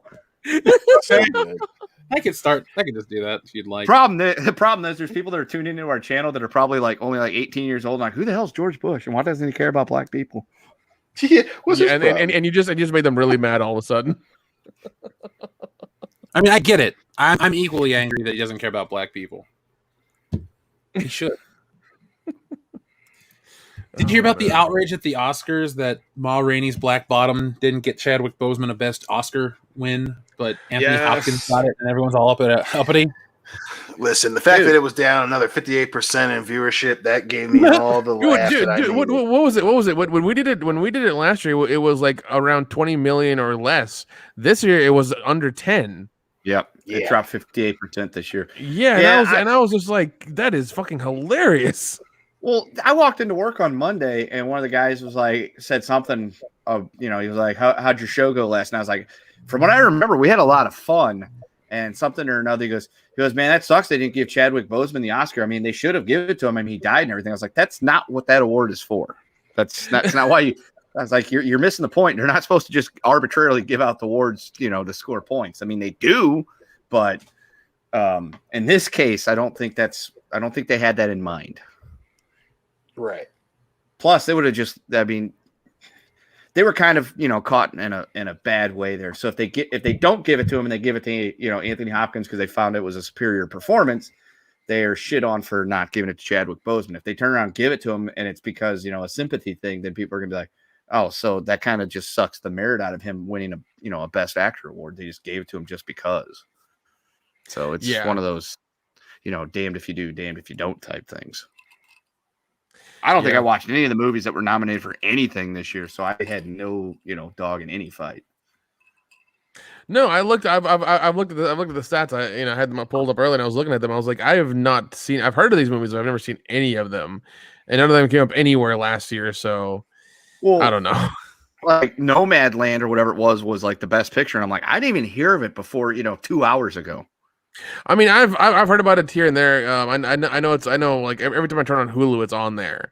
Like it's one of the movies that they've gotten from the Academy Awards people, and like they've put on their main service, and they're like, oh, you should really watch this. We really might recommend this. It's like, no, I don't want to watch it. It sounds boring. Stop. Right, and I mean, outside of Borat, I don't think I'd heard of any of those movies that were up for anything. Like, I'm trying to think. The only person I heard of that won an Oscar that I thought was extremely deserving was Tyler Perry.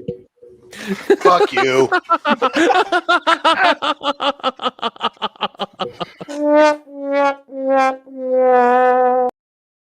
How do you feel, Dion? I feel like that's some bullshit. That's what I feel like. Oh my god. It is. Yeah. It is some bullshit. We live in a world where that man has an Oscar award sitting on his mantle. It's not for movies, damn it. Would you like to tell him that to his face? If it wasn't for his movies, would he have enough money to be able to donate and do all that charity work to get those, humanitarian awards? So basically what you're saying is, in a roundabout way, what you're saying is he bought that award.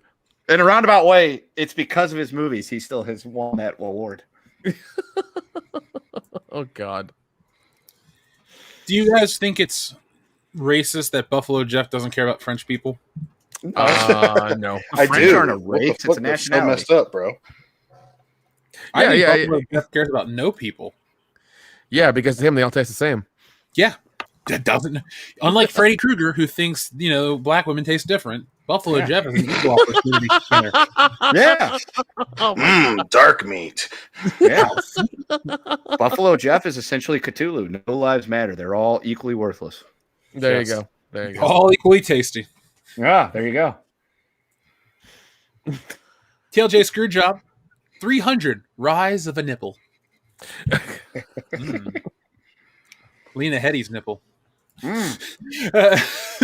Dean Domino, 25, thank you. He says, for a few nipples more. Yeah, the Nipples trilogy. Now, for those joining us late tonight and they don't know about the nipple talk, let me share this on screen to let people know what tonight's game was. Nipple Mania. Running wild, brother. Replace a word from a movie title with the word nipple. I kind of wish I had a Nipple Mania shirt style shirt right now. We can make that happen. Don't launch the store thing. Please do. I will. We're gonna have a Dion Green's old fashioned doo-doo butter shirt soon too. We need the honey dick shirts. Yeah. I mean, if the Nipple Mania shirt does become a thing, I will fucking rip one, like a Hulkamania shirt, and I will get a Fu Manchu and the Fading Glory skull it. Oh my god! I don't think so, brother. Yeah, that doesn't work for me, brother. And just fucking shred the shirt. Oh man! Never can. Adam Wofford, thank you very much. He says, Trevor Noah is as funny as a fat kid trying to ice skate uphill during a blizzard. Push the fat kid up. It's funny in the failure of trying to be funny. Oh, this motherfucker trying to ice skate uphill. Yeah, I miss Blade. I do too. Oh man, I think all three of those movies are on. Oh god! Did you laugh at Pee-wee's big nipple? No, I laughed at the DH 2060H comment. Oh god, that is mean but funny at the same time. Ouch.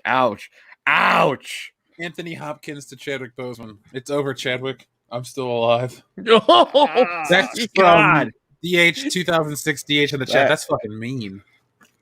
That's mean. That is cold. That is dark. That is so brutal. But yet, so true. Dixon Cider, thank you very much. He says, one of these days I want to meet you guys, get a beer at Hooters, and read the menu as Buffalo Jeff. You know, fun stuff. Yes, absolutely. There is a Hooters. I can imagine Jeff just sitting there reading the menu as he's taking his order to the poor girl. So there was still thrown out. There was a skit on SNL called Punching People While They Eat. We're going to make a video series of Dion trying to eat, but I come up behind him as Buffalo Jeff and fuck with him. How many beers will Dion drop? That's a good one. I mean, that's a good one. Oh, yeah, Dion. MJ1 Media, thank you very much. He says, my Mortal Kombat would have been 3 Bs, bullets, bombs, and boobs. I mean, that's a good movie. Yeah, I just don't... Well, if you're going to have bullets in your Mortal Kombat movie, that means we have to have Stryker, and Stryker sucked. That's true. Stryker did suck.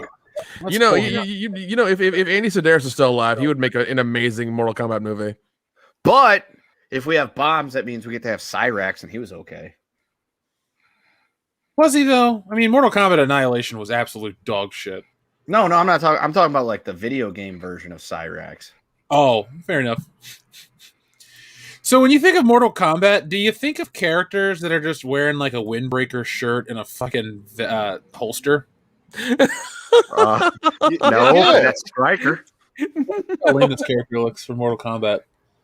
It looks like his friends are the ones that made Mortal Kombat, and they were just like, hey, dude, you want to be in Mortal Kombat? What version is this? 3. This is what he looked like in the original game. God. Mortal Kombat 3. We need to find out. I want to know if the guy that did Stryker, if it's kind of like how Dion Bahar appears every once in a while in Trey Parker, Matt Stone stuff, just because they're old friends. Like, hey, you want to be in this? Just throw him a bone and have a good time. Like, hey, we're gonna get our buddy immortalized in this game. That's probably what it is. The nipples of Madison County. Yep, that one fits perfectly. Clint Eastwood, never mind. There were no explosions in that movie. Yeah, there was there. Yeah. Oh, those are the nipples of Madison County. Got it. I mean, that was prime Meryl Streep too. Hey, Nick, remember the lady in Nightmare on Elm Street 2 that looks just like Meryl Streep? Yes. That's creepy, isn't it? It is damn creepy. Kiefer Riley Johnson, good on you, sir. You clearly were watching the Oscars stream. What'd he say? He says, it's Kendo. It's over, Dion. Tyler Perry won an Oscar while you're talking about the Paw Patrol's crowd control. Cool it. You know, dude, Dion, in a way, you're responsible for his win. Wait, what? No. Hell no. What the fuck?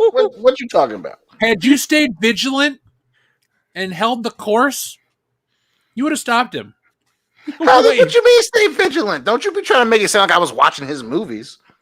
I'm never going to accuse you of that shit because that's just wrong on a human level. That's right. Thank you. I feel like your love of Paw Patrol has distracted so much of society. If you had never found Paw Patrol, those people would have stayed paying attention to Tyler Perry's Fall into Madness, and he would have never won that award.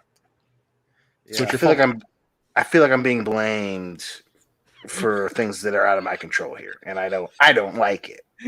Yeah.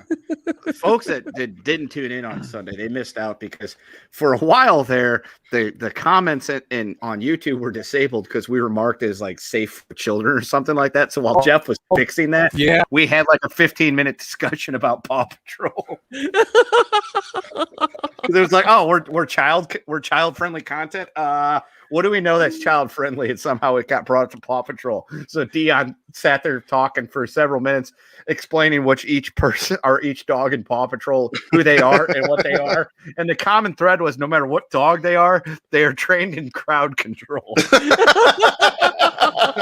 Even the garbage man dog his skills involve collecting refuse and crowd control. Oh my god.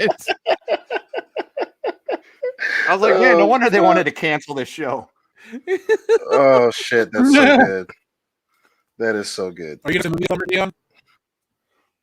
Say what?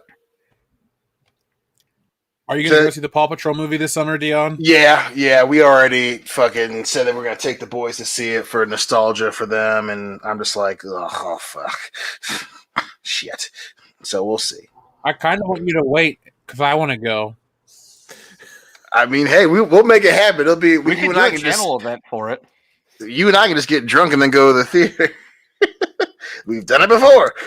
When's it coming out? No, Dion, we'll let our This edibles summer, kick in, and then we'll. That's right. Yeah, dude. What if it comes out over Loudy's wedding weekend? We could all go to fucking Paw Patrol the movie. That'd be hilarious. There's all these kids in the theater, and the four of us go walking in. Oh my god. We're like, we love that that's garbage not man dog. suspect at all. He's good with that crowd control, bro. He knows how to pick up trash, and he's skilled with crowd control. My man. Ooh, yeah.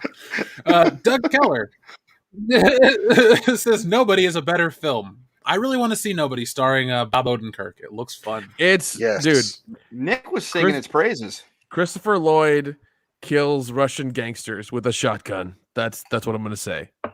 It is a lot of fun. If you love John Wick, you'll love that movie. It's awesome. It's so much fun. I prefer Nipple Wick myself, but you know. I like John Nipple. John Nipple.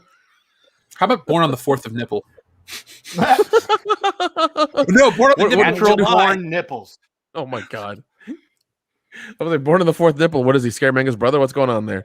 He's his third cousin's roommate. There you go. Would you ever watch a movie called Nipple Balls? Yeah, once, just once. I'd be sort of curious just to see what it is, and then I'd go watch From Nipple with Love.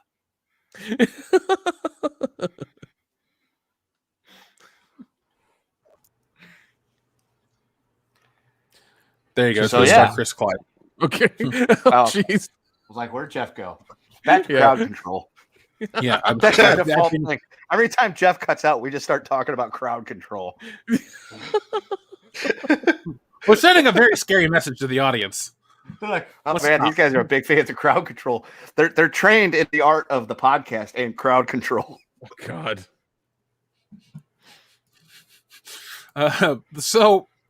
Back to the Thunder Robot says this Mortal Kombat takes its story from the Mortal Kombat live action series and the MK cartoon. They did a bad job, Thunder Robots. Didn't do very well with it. Yeah, the fact that there's no Mortal Kombat in the first movie, I mean, tells you everything you need to know about it. So, even if they did a great movie without the tournament, that could work. It just wasn't good on any level. It's not like I'm harping on the minute details to make this movie suck. It just sucks across the board. Like, I call it like I see it. The first part's awesome. That opening 7 minutes, if that held the tone the entire film, that'd be a conversation. But it's not that. It's you got honey-dicked. You were given the trailer, the best part of the movie, and that's it. The rest is a montage of bullshit with really shitty connective tissue. Yeah, it just didn't sound good at all. Doug Keller says characters just show up out of nowhere. Liu Kang, Jax, and some characters had no business being there. Cabal, Reptile, Melina. Yeah, she didn't. Now, Dion, are you going to watch this Mortal Kombat, you said? Yep, I'm definitely going to watch it. Pay attention to Melina's butt. I'm mad. All right. I just needed a moment there. Thunder Robot says, the whole time I was expecting that Cole was going to become Scorpion, and then it was a disappointment when that didn't happen. I would have liked if Cole kind of like looked into the camera and he's like, I'm such a bad character, I have to die now, and then become Scorpion. But doesn't that make Scorpion kind of lame if he's just this like limp dick loser who gets beat up? Right. Yes, very lame. I mean, he already had a lame arc. He's a limp dick character who gets a shit beat out, and he literal plot armor and becomes a badass because his great times like seventh grandfather was Scorpion. Oh God.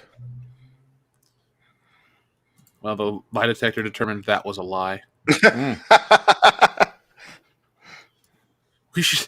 Dion, did you ever watch that show like regularly? Not really. Yeah. Not really. My mom did, so I've seen a lot of Maury. Way too much. I mean, I remember watching it, like half watching it after school and shit, but like I never like sat and watched it. It was always fun when it was the episodes where people were scared of pickles and mustard and shit. And horses? Preferably not so much. Oh, okay. So Thunder Robots, thank you very much. Adam Wofford says, at the end of the Mortal Kombat tournament, the winner gets immortality, and that some characters are still around for later tournaments. How they have Kai powers over time of fighting, it slowly unlocks. Is that part of the Mortal Kombat lore? I didn't know if that is. I didn't sound I familiar. was not aware of that. Yeah, it's not a part of Mortal... Unless that's just like a joke from Dragon Ball Z. Maybe it is. I don't know. Sorry. I'm not up on my anime these days. It's been a minute since I was an anime kid. I mean, I'm not Dion over here fucking playing Kirby's Dream Land and watching Yu Yu Hakusho every night. Oh God. Kirby's Dream Land. Sorry, I didn't mean to out you, bro.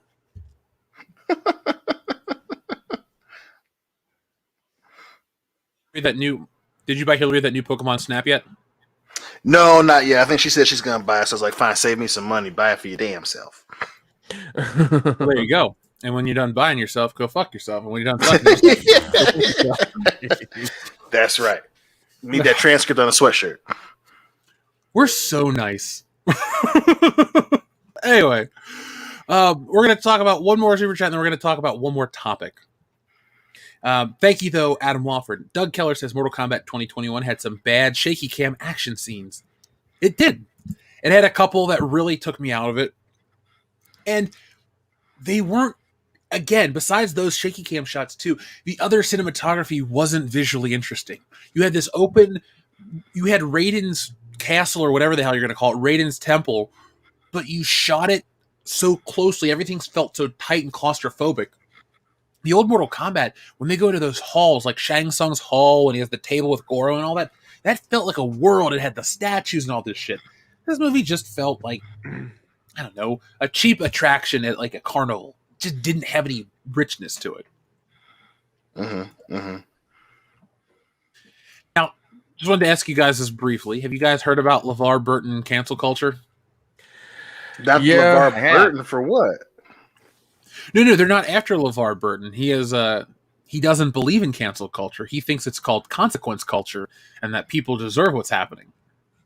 Oh, I mean, depends on the case, sure, but it's an interesting take on it. I don't like his take on it. I'm just like, man, there's a lot of shit that goes down. I was like, I don't think you're as informed as you think, dude. But yeah, I was a little heartbroken when I heard that. I was too. I'm like, oh, come on, LeVar. You taught us how to read. You can at least understand that people shouldn't get in trouble for shit they said 10 years ago. Well, I mean, it depends on what it is. I mean, some people be saying some crazy fucking shit. Now, if it's, shit that's Dion, clearly changed people, for sure. There's a lot of reasonable shit that you can get upset over, but if somebody's like, what the guy that played Shang-Chi said, I don't like Nicki Minaj music or some shit like that. And they're like, that's racist. Right, for sure. There's no consequence culture with that. That's just reactionary people online being stupid. No, for sure, absolutely. That part I can agree with, absolutely. But there obviously some should be taken on a case by case basis. I even go the other way too. Like, I think I'm so opposed to cancel culture. Even people I don't hate anybody, but you know what I mean? Like, oh man, blah, blah, blah. It's like, no, they shouldn't be canceled because it's exactly the shit I fight against. Like, have your platform. And you know what? Let that person bury themselves. You know? Dig your own grave. That's the best part about a lot of this stuff. People bury their own graves, and it's hilarious to watch. Now, Kendo, were you aware of LeVar Burton's actual first name? It's not LeVar. It's not LeVar. Then no. Dion, were you aware of LeVar Burton's real first name? I knew it wasn't LeVar, but I didn't know. I don't remember what it was. Nick? Same No question. idea. No idea. LeVar Burton's real name is Levardis. He should be the next Doctor. He doesn't ride the TARDIS, he rides the Levardis. Oh, dude. And it flies around with rainbows coming out of the back of it. Come on! Just like that. Yeah. Fucking game. Same old shit. What are things I will not play on the air for 500, Alex? Sorry, Levardis. You just don't get... You're not going to become the stand-in for that joke ever. Nope. Oh, my God. So... Joseph Ippolito was aware. Is it asshole? Oh. No, it wasn't asshole. That's just mean. No, that was mean. Leave Levardis alone. So mean. So, boys, Adrian Vergara says, I'm still begging someone to tell me how Sub-Zero knew English in feudal Japan, or how the hell he was able to live for centuries. That's the power of hate, Adrian Vergara. Sub-Zero hates so much. Like, he'll just live forever. So you're saying, if you have so much hate in your heart, you learn English very fluently and you live forever? I like how he knew English in feudal... What was the era of feudal Japan? That time period would have been considered feudal Japan. No, I mean, like, what were the years? If I had to pin it down, I would say it's probably about 1500 to like 1700, because that's like the age of like the samurai and stuff like that, which would have been feudal Japan.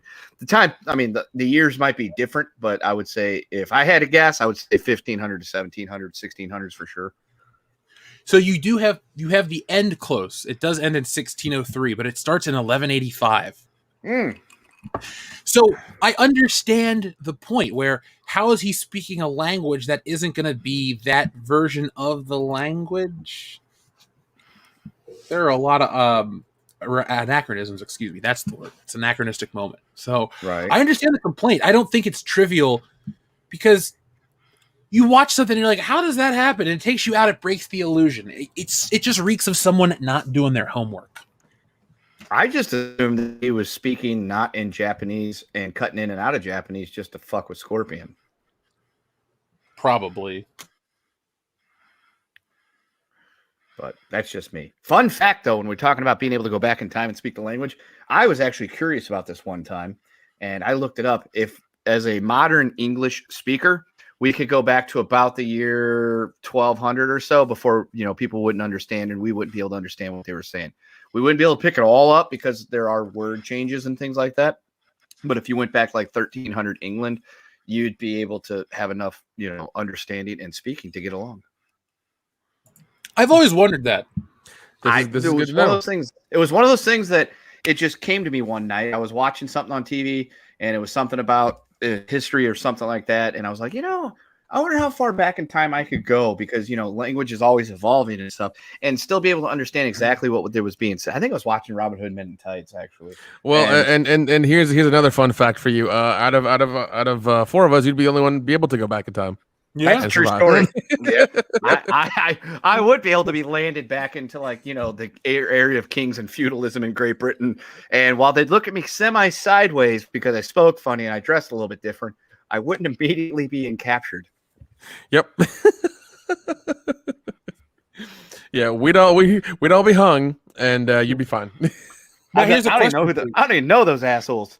Thanks, asshole.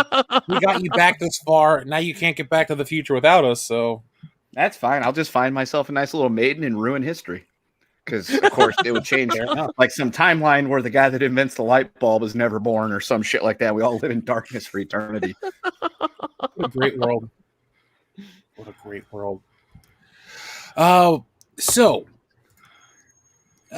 Robot says, when did Scorpion and Sub-Zero switch hero and villain roles? Why didn't Raiden go tell the other gods that the rules were being broken? Yeah, you're supposed to tell the Elder Gods because the Emperor doesn't like that, right? That's how it used to go? Well, technically, Sub-Zero, I think, was supposed to be the villain because he murdered Scorpion's family and him. So I don't see how that makes you a hero unless Scorpion was a dirty bird. But I'm not that up on my lore. And Raiden's not a snitch, so that's why. No, he's no punk bitch either. That's right. Dion? Yes. That's one of my favorite parts of Rush Hour. I am no punk bitch. I ain't no punk bitch neither. Camel's hump. Get some Mushu. What a great movie. When we get together, I just wish part 3 was better. That's it. I do too. 3 kind of shits the bed and Amber Heards it up, but 1 and 2 are so good. Yeah, like just and it took them so long to make part 3. It's like, oh, we don't want to do it. It's like, just do it. We all want it. Just fucking make it. And then it took them too long, and it just didn't work out, man. Didn't work out. No, and you can't do Rush Hour 4. Didn't they try to do a TV show? Damn, I don't want to think about it getting Lethal Weaponed. Oh god, dude, the first season of the Lethal Weapon show was okay, and then like it just started to go downhill with everybody just hating everybody and just changing people. And John William Scott came in, and then what was it? Not Damian Marlon Wayans? No, Damon Wayans was was Murtaugh, right? The whole time. Yep. Yeah. He wanted to quit because he was tired of acting or something. I was like, "Jeez, man." It wasn't the worst show ever, but I've seen much better TV. It was like because like it felt like everybody was against it and didn't want it at all, even though they got paid to do it. It was the craziest thing. Yeah, gig's a gig. Yeah, the hole's a hole. Yeah, holes. Yep. Every hole's a goal. Yeah, for someone. Modalicious says, date it with yo-yo ball, gack, and stackable cups. Yo-yo balls were the worst. Those things were fucking violent. You could knock a kid's teeth out with those. Yeah, those things were goddamn violent. I remember those things. Those things were awesome. Oh my god. I had a Power Rangers one of those. It was cool as shit. Yep. Up next, we have our friend 860 Saiyan God, who says this movie comes across as a watered down prequel. I agree with that. I do definitely. It does feel like that. Now, folks, drop the link in the chat. I'll do it again. Back Stealing Solo. This is the last episode of the podcast. You'll be able to do so. So grab a copy while you do. And while if you can. And don't get us to the max rewards, we will quit doing the show. That's not true. That is not true. I will. I mean, if we're not going to OJ Simpson it up, that's fine. We'll just do it next time. But ladies and gentlemen, do remember, if you do hate Hollywood, if you do hate corporate media and all the horrible things, if you do hate the new Mortal Kombat, remember you got to give independents like us your money, or they win, or else. Just say or else. Very final. I dig it. Yeah. At this point, we just need to go to straight up strong arm tactics. No, we'll just call Elon Musk. We have a lifeline. Elon, can we have his mom's not around, so not to offend him till after we cash the check. And then Dion, it's open season. You're right. Good point. Very good point. Elon, can we get 2 Bitcoins? 2 Bitcoins. Just give us 2. That'll do just fine. Yeah, just 2, man. That's 2. Yeah. Once those checks clear, then we don't owe him shit. Hail Thud. Yeah. Hail Thud. I'm just saying, Elon, if you want to take Thud to the next level, man, and make it an official, thing, give us a call. We have been screaming Hail Thud for years. We have. We're the only ones. Offered us nothing.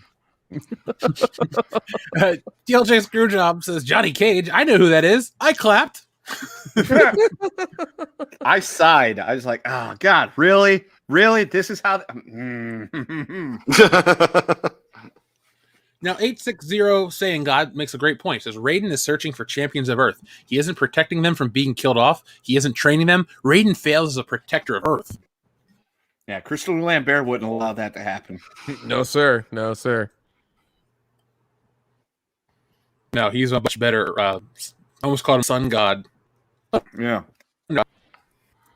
I mean, Raiden's just not allowed to participate in the tournament directly. It doesn't say that he can't help. Leo Breaker 49 asks, says Kendo will understand this. I'd rather rewatch MB Turtles than this crap again. I genuinely feel me giving it a 2 out of 10 again is me being generous. Oh, Michael Bay Turtle. Yeah, no, I know what he's saying, and I would like to say that I would rather watch this Mortal Kombat movie again over either of the Michael Bay Ninja Turtles movies. But at least as bad as the fucking Michael Bay Ninja Turtles movies are, no, I can't say that because the first one just fucking makes me so angry. I'll give you Out of the Shadows. Okay. That one doesn't anger me as much. Yeah, no, the second Michael Bay Turtles movie, while it's bad, it doesn't actually make me angry. Whereas at least the first one, that just pisses me off to no end. But at least I kind of go to my happy place, like in Happy Gilmore, when all the bad shit's happening, and I'm seeing the hot chick with the mugs of the pitchers of beer, and my grandma winning money at slots. That's where I go when I watch that movie. I'm just like, oh god, think about the good times. Think about the good times. Guess what, motherfucker? So do I. That's kind of the epitome of that movie. You walked in going, hey, they're making a cool new Ninja Turtles movie. This ought to be good fun. And all of a sudden it's Michael Bay. Guess what, motherfucker? I ruined it. You're like, he did. He so totally did. So Xenomorph Skullhunter 79 says the big guy with the hammer working for Shang Tsung is Raiko from Mortal Kombat 4. I was not aware of that. I knew there was a guy with a hammer in Mortal Kombat, but Mortal Kombat 4 was the 3D game, and I remember seeing that in arcades and truck stops across the country, and I'm like, ew, Mortal Kombat looks stupid. You guys remember when Mortal Kombat went 3D? I do not. No. I sort of stopped. Yes, RJ. Yes, definitely. I stopped playing after 3. Like after Mortal Kombat 3, I kind of got out, and the last Mortal Kombat game I picked up was Mortal Kombat. I got the 11, I think, is the newest one. Mm-hmm. And I was reading up how to do like the finishers and stuff. I'm like, I had to push like 12 buttons in unison to make this happen. Fuck this game. I am not that great at the new ones. I did the back. I'm pretty good at 10. I entered a tournament. I didn't win, but I wasn't out in the first round either, so that's about as fine as I did. But this is what Mortal Kombat 4 looked like, guys. It was 3D. Damn. It was on the original PlayStation as well as the Nintendo 64. I don't think it has any redeeming qualities. Would you like to see how shitty the characters look? Like all of them real quick? Yes. I mean, I'm already kind of seeing 2. Well, here's the select screen. And you can see how disappointing the character select screen is as well. Oh, God. Like, you got Reed Richards with face paint right in the middle. Yeah. You got your regular Scorpion and Sub-Zero, Sonya, Liu Kang, and Johnny Cage. And Is this like the N64 version or something? Dude, This looks like that other fighting game. Is it Tekken? The one that had like the guy with the leopard head and shit like that? Yeah, Tekken with King and the Bruce Lee, essentially the Bruce Lee character Law. Yeah, so here's a question I have. So for select your fighter, if you look at the bottom, it says random, group, and hidden. What's the difference between random and hidden? Either one, you're going to get a character. You don't know what's coming out the pipe. True. That seems a bit redundant. Variety is the spice of life, Kendo.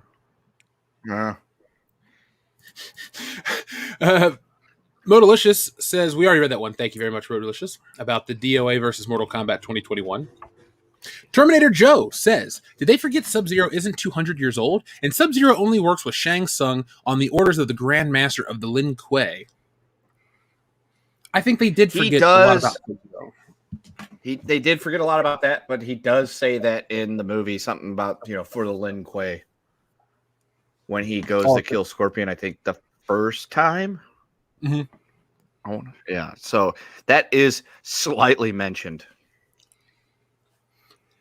Xenor Skullhunter also says Liu Kang and Scorpion cucked just to make Cole look better. Shake my head.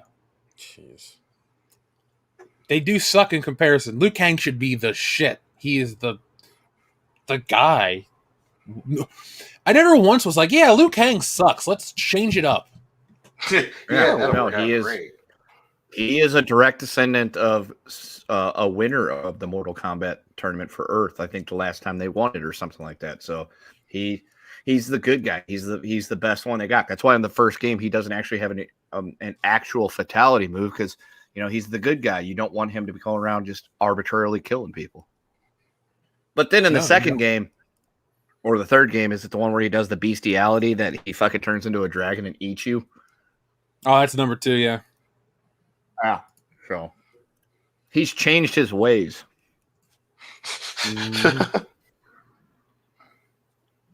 I'm sure he has. What's up with that? I like he did get aggressive. I'm going to stop sharing this ugly thing. Here, I'm going to share this image right here. Guys, can you guess what this is? SimCity. Tomorrowland. 3000. Boys, that's Fort Wayne, Indiana.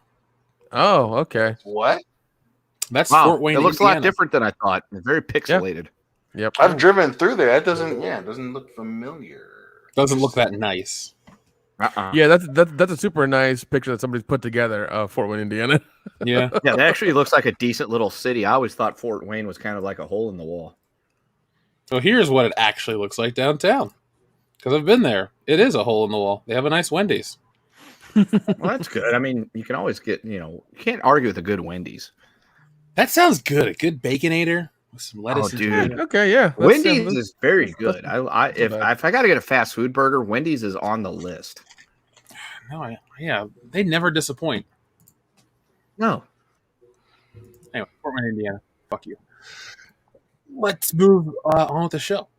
Evan Cloud says DOA movie had pretty girls, though not accurate, and Robin Shue. LOL. Watch Beverly Hills Ninja and Mortal Kombat 95 earlier. So much fun.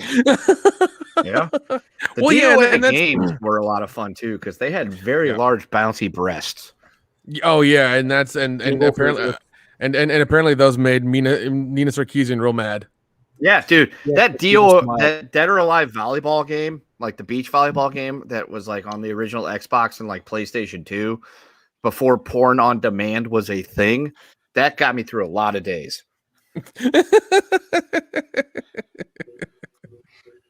Oh man.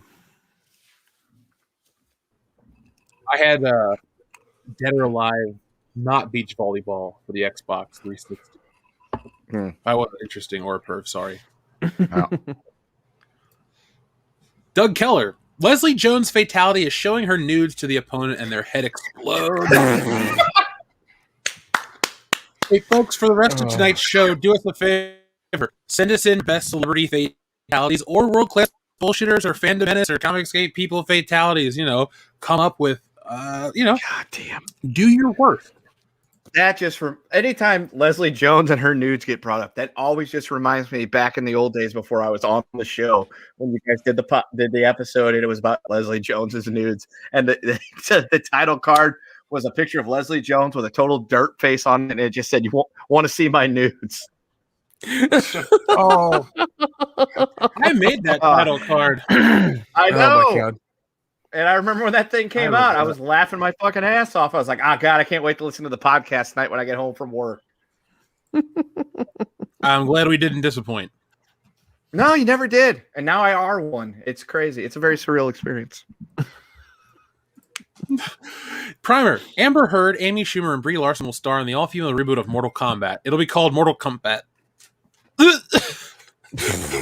Yeah. The tournament can only be held during 3 weeks of the month. And there's a certain week they're like, no, we don't want this to turn into a real blood sport. Kumate. Oh my God. Adam Wofford, thank you very much. He says both clans of Sub-Zero and Scorpion are Japanese assassin clans going as far back as ancient feudal era. Good thing I haven't watched it yet. Yeah, I'm probably gonna watch it just like I know what these guys are talking about on here, but that'll be it. I'll watch it once and then that'll be it. The way I explain it is, and I have to preface it with, if you just turn your brain off for a minute and you're just like, God damn it. I just want to watch something and I want no context of any of this stuff. If you go into it having no Mortal Kombat experience just to watch a fun little movie, then you'll like it. If you go into it because you're a fan of Mortal Kombat, you're not going to like it. That's the difference. Hey, Dion, did I ever tell you I got these on super clearance? These Storm Collectibles Mortal Kombat figures? Mm-mm. I just got Sub-Zero and Scorpion, but they're pretty cool. You can see like fatality and gore effects and all this stuff. That's awesome. But they're normally $75. I got them for 30 each. Oh, nice. That's just smart. Yeah.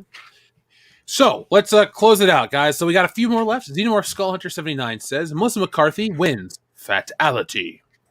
I thought he was going to say Kirstie Alley for a second.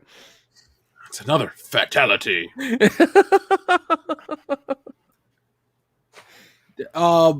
Legato Starwin, thank you very much. In Mortal Kombat, there's BS. It's BS that the guy who spoke Japanese couldn't understand the guy who spoke Chinese. The Japanese language is offshoot of Churn, therefore most Japanese people could speak Chinese. Is that true? I don't know. That's true, I'm not a linguist. I'm not Lin Kuei. Yeah. I'm not a cunning linguist.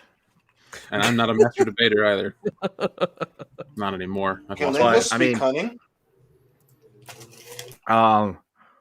Folks, if you're familiar with dialects from Asia, go ahead and tell us. Would somebody from Japan be able to understand somebody from China? Yeah, we're not the guys for that one. No. Yeah. I could tell you I can understand somebody from Alabama.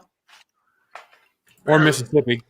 Or Mississippi. This is not the world class. This is not the world class linguist podcast. That's another channel. Yeah. But we can tell you where to get a good fast food burger, and that's true. That's true. We can. Yeah. Or where all the good strip clubs are in Atlanta. And if you can't get out to your local Wendy's or your local strip club, that's cool because you can stay in tonight with Omaha Steaks. Omaha Steaks. They're not sponsoring this show. Sorry. Or if you can't get out, or if you have the date coming up, Manscaped.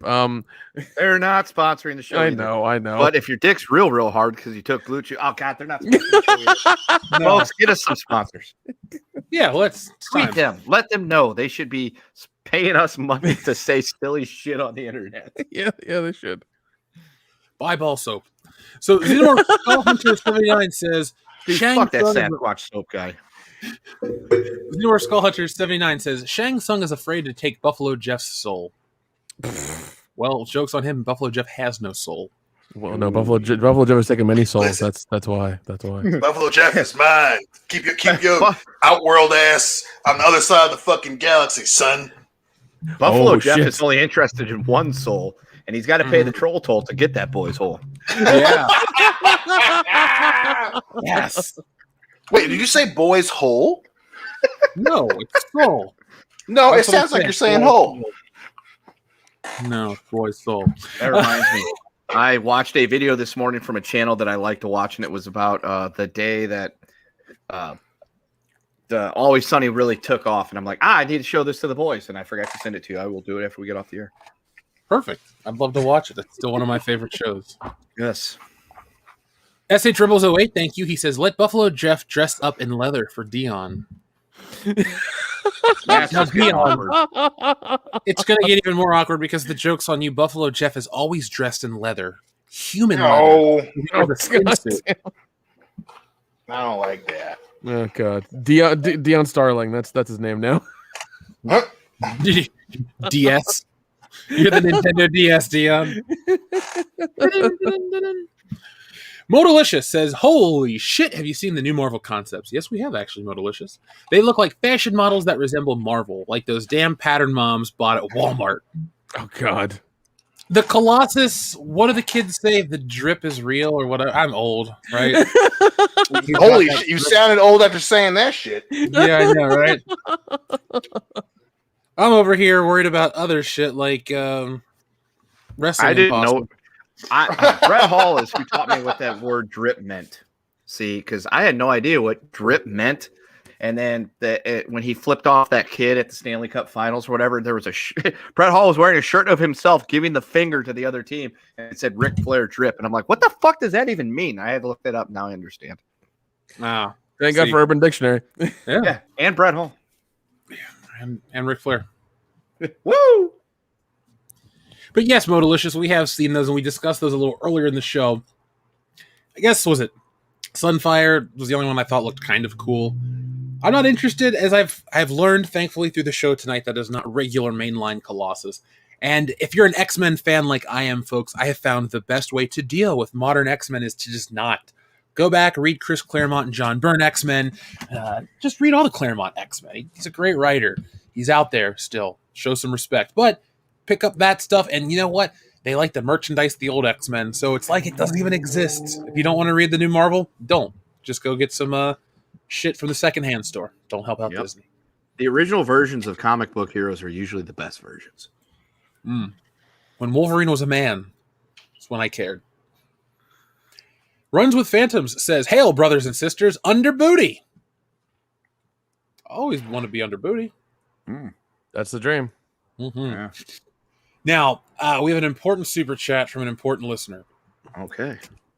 Tyler Perry Oscar winner says, "I hope you guys are ready for my Medea Dark Fate crossover. We'll be pulling butterfly knives out of afros before throwing them." Oh, I almost want that movie to be real just because of how much Dion will hate it. Yes, I like my friend that much. I want him to be just completely tormented by its existence.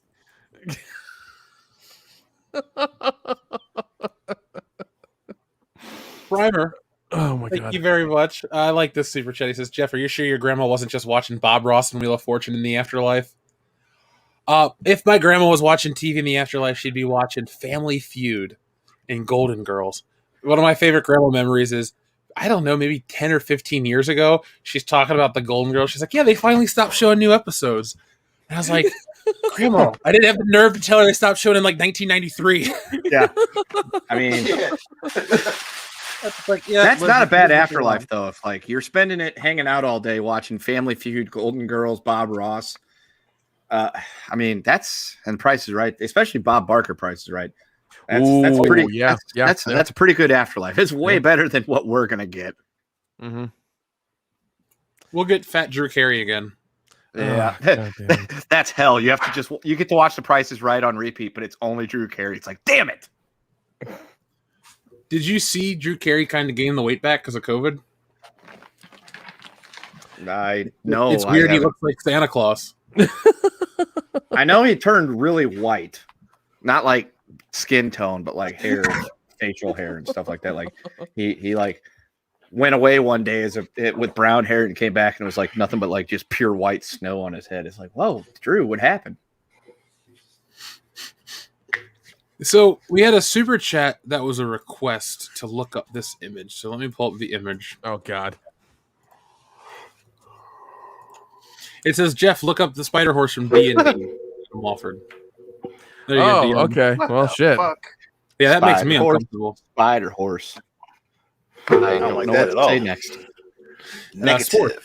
TLJ Screwjob says, "Yeah, Jeff, just roll her old bones over and we'll give you a refund." Grace! Dude, that's what fucking Spectrum feels like. Like they're disrespecting their legacy. I'm just like, you motherfucker.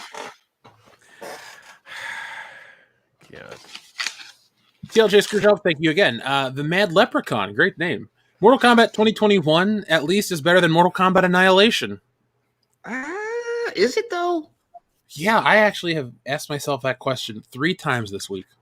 I almost have wanted to watch Annihilation for the first time in 20-something years just to compare. But I haven't. I know. I still might too. Nick. Sorry, I got something in my throat there. Dion, I'm sad we didn't mention Star Wars once the show. I had a button for Star Wars. Should I press it? Yes. Hell yeah. Go ahead. Yes, I bet you have.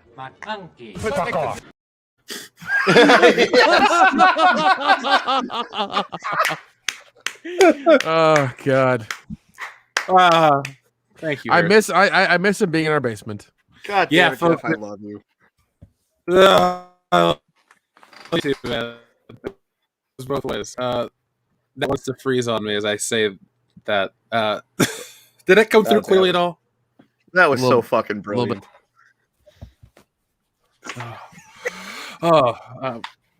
There you go. Thank you, folks. Stealing Soul, this is the last week for I'll have a stream on Saturday to celebrate the success. It is a bigger win than the first time. So thank you to everybody. That was my first comic book, and it's a huge win, so thank you. The Mad Leprechaun again says, Nipples 3, back to perfection. Are those starring Angela White? We're going to need a bigger areola. Dude, you will with her. Big titties. Adam Wofford, thank you very much. He says, it's over, Anakin. I've Hell Priest Pinhead. What sights to show you? It's over, Anakin. It's me, H.P. Lovecraft. And here's Cthulhu.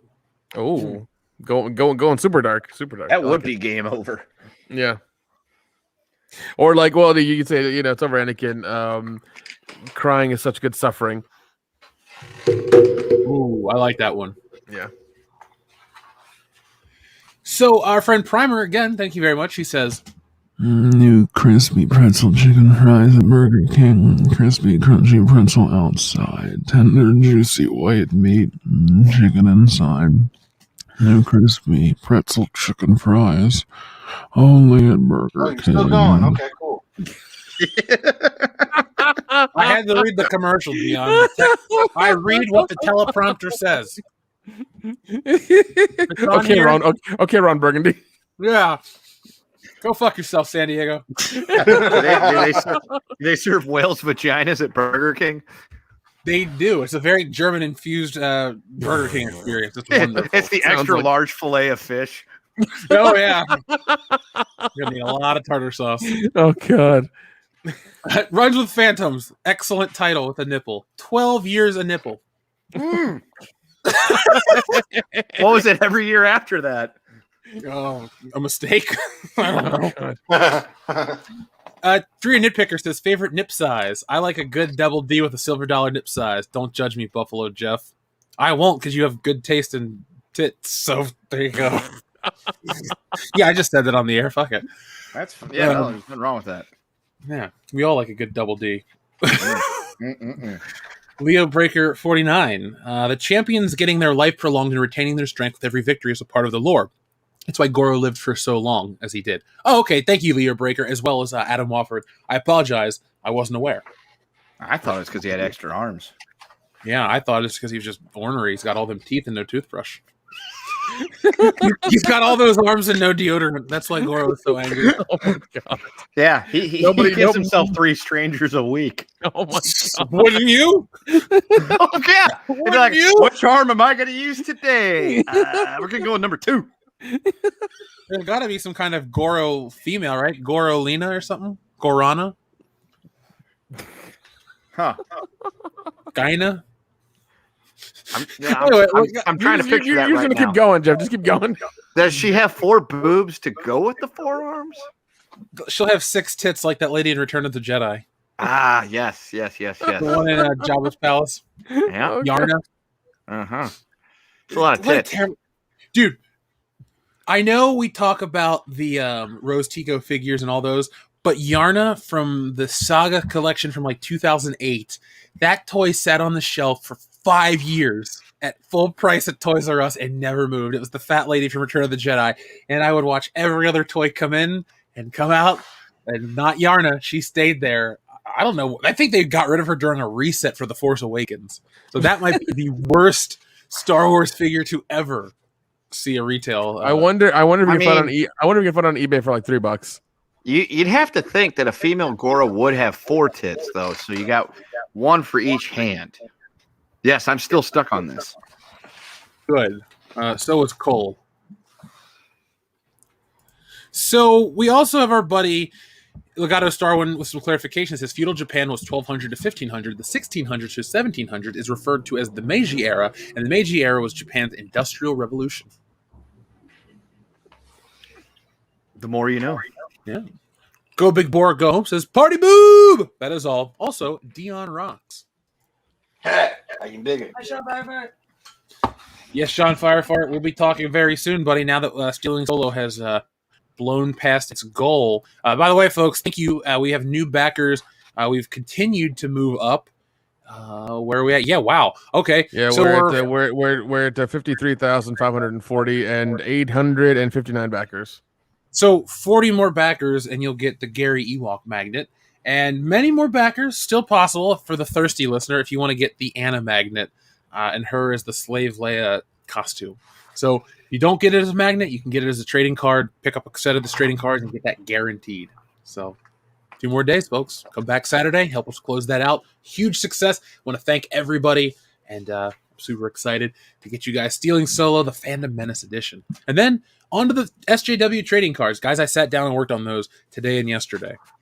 Nice. So I have the first set is officially lined up, laid out, and now it's time to start creating them. So I'm going to reach out to a couple artists I know, and we're going to create a cool little art experience. Check it out, folks, over the summer. Cesaro Japan says, even more violent toys from the 90s. Slap bracelets. I remember those. Those were the very early 90s, and you could maim somebody with those. No, and like and that's how you knew it was a fucking 90s, because like you could kill somebody with that, but it was still a toy. Yeah. You know, not like nowadays where like even if you mention slap bracelet, somebody has a goddamn panic attack. Oh yeah, there was just a very thin veneer of fabric protecting you from a very sharp piece of metal. Damn sharp. I mean, it's surprising how sharp they were, really. Yeah, they were just because they were rounded on the ends doesn't mean you couldn't grab it by the middle part and drag it across somebody's arm. Oh yeah. Those were those, and like if you did more than one on somebody's arm, it hurt like hell. Yeah, we'd slap each other in the forehead with them. Oh god. Hey Dion.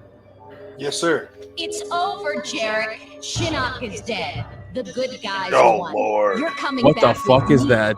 Never, Sonya. I agreed to help defeat Shinnok, not turn myself into the special forces. Oh, that's The when Black Dragon Stan kills her, then Jack kills him.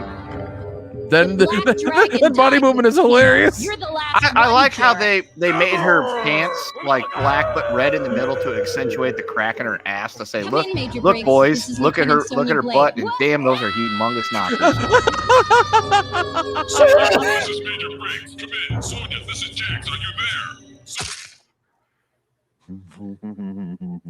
Going somewhere, Jarek? Oh, what the fuck? What the dude, the animation on this is horrible. Just tossed off the cliff. I'm sorry, Jack. Please, don't drop me. Wait, I promise. Too late, Jarek. You can't drop me. You have to uphold the law. You have to arrest me. Wait. This is brutality. Jesus. You can't do it. Wrong, Jarek. This is not a brutality. This is a fatality. Oh god damn it. Okay, this leaves me with one extremely important, legitimate question. I have it for Dion. Oh, If some dude threw a white chick with huge tits and a big ass off of a cliff, would you do the same to him? I would. especially if I know her, absolutely. Okay, thank you, because I would too. Like, motherfucker, I'm never going to get a chance to tap that again. I'm going to have to throw you off the cliff. Adam Walford, thank you very much. He says, you guys would be Kendo servicemen and have Kendo act like a noble and say that he is from Southern England. Just read up on who you are pretending to be. You know what? That is a very fair point. Like, guys, inside Kendo Castle, we can party it up. Outside, we have to keep up appearances. I don't want anything bad to happen to you guys. Agreed. Xenomorph Skullhunter 79, thank you. He says, Hollyweird is seriously considering casting The Miz as Johnny Cage. I don't hate that because the I'm Miz okay with is that. actually pretty entertaining. Not a I'm good okay with wrestler, it. but he's entertaining as hell. Xenomorph Skullhunter also, thank you very much. He says, Reed Richards with face paint is Ryko. Well, there we go. So I picked out the guy that's the reference from the game. I was like, hey, that guy, he looks stupid. Oh God. El Gallo de Oro, thank you very much. This is a wrestling fan. Miz and his whole character is Cage. But no, if you have seen Marine films, no thanks. Besides, The Miz has no martial arts training. El Gallo de Oro, I am well aware that Miz has no martial arts training, and I have seen the Miz act. Yeah, but I mean, also this is a damn movie. He can fake it. That's what movies do. They fake it. Yeah. He's Plus, also a those wrestler. Marine movies were WWE productions, so you know they were cheese balled up. Oh yeah, they were. Oh god, yes, they were. But can the Miz do a split punch? Well, listen. With enough shots and enough stun people and enough cuts, we can make him do anything. Okay, you fix it in post. Primer, thank you very much. Says that bitch Carol Baskin fed TMNT to a tiger. God. Well, you said it. Guess what, motherfucker? My favorite line in the entire series of Tiger King was, "Guess what, motherfucker?" It's like, God damn it. I love the rise and fall of that show so much because like we were all at home at the time and we all caught onto it because all our friends were watching it, and then all of a sudden we were on to the next thing real quick because we're all at home doing nothing. Yeah, that was a humongous deal for 2 weeks. Oh yeah, exactly 2 weeks, and then on to the next thing. So up next we have Runs with Phantoms, who says Anna, that Star Wars girl's fatality, shoving a lethal amount of dirt down an opponent's gullet. Jesse's fatality, a saber to the groin. Cecil's fatality by Snoosu. Great. That's weird. Xenomorph Skullhunter 79, excellent casting choice. They'll probably cast Lena Dunham as Bo Ride Show. Oh God, that's the guy that vomits and pukes and shits everywhere because vomiting. And she'll reach down her pants, grab a bunch of muff crumbs, shove it in the guy's face, and he'll kill himself. That's the. I'm going to kill myself. No, it'll be one of those things where his face melts off for some reason. Yeah, well, you would too if you smelled that. That's right. Brad Pitt, you are a stronger man than I am. Leo Breaker 49 says Liu doesn't kill in Mortal Kombat 1 because of the Buddhist beliefs. There was a character trait in game. They changed it due to people winning. It was lame. Or sorry, due to people whining. It was lame. It was lame. He didn't actually have a fatality. Thunder Robots, thank you. So if Earth wins 10 tournaments, does that mean Earth could build a McDonald's, a Starbucks, and Outworld? Yes, it does. I've never thought of it that way. Leo Breaker 49 says, Raiden's massive disappointment in this film since he admits to being an elder god in this iteration. The rules are still in place where so he would have ended this crap when Hanzo died at the start. Well, the movie wasn't worried about its own logic internally, Leo Breaker 49. It just wants to tell you a redemption story of a loser fighter because the writer needed to have a self-insert character. Spinning my wheels. Thank you very much. Says, Jeff, this is random, but I found Peter Parker's house in Queens from Spider-Man and Spider-Man 2. Shameless plug. Well, I actually just clicked the URL. I got it paused, and I'm going to check this out. So, folks, that is on the channel, Spinning My Wheel. And he is checking out the place right... Oh, cool, there it is. Folks, check out the video. The link is in the description or the chat right now. 007 Cloud says, Angela White should be on Raimi's Spider-Man 4. I mean, Spider-Man, I can understand why Spider-Man would sacrifice everything to save her. Xenomorph Skullhunter 79 says there is a female Goro of there's a female of Goro species, Shiva. I forgot her name. I knew there was one. Yep. Yeah, because I remember it being in the art in like the later games. I remember seeing it. And I was like, wow, that's wild. Yeah, 3 Shiva, and that was our. We're gonna end the night on Shiva. Yeah, guys, I remember fighting her. She was crazy. She was like a little puppet. Yeah. Let's see if we can save that. So, guys, we are at the end of the show tonight. We have one more super chat. I'll read that as we look at Shiva with great disgust because there are some ugly fucking Mortal Kombat characters. Mm-hmm. All right, so there we go. So one more super chat from our friend Runs with Phantoms, who says, Tokugawa Shogunate, 1603 through 1868, Edo period. I wasn't aware of that. When it comes to Japanese history, I know post-World War II stuff, but that's about it. So, guys, anything you want to say before we go? Buy Dogecoin. I would like to say, folks, back stealing solo. You have 2 days left to grab that, and then once it's gone, you'll be hearing about it. People will be reading it, and you'll go, "Oh shit, I should have got a copy." Well, that's okay. You have a chance still. Joseph Bianowicz dropped another super chat. Thank you very much for everything, Joseph. He says, "So what do you say? What we're saying is WWE did produce Mortal Kombat. No sense on purpose and storylines don't make sense." Yep, that's Vince for you. True story. It was. Vince McMahon could not produce a decent movie if his life depended on it. No. He'd change his mind halfway through. He'd get mad at a character. He'd change things. It would not be good.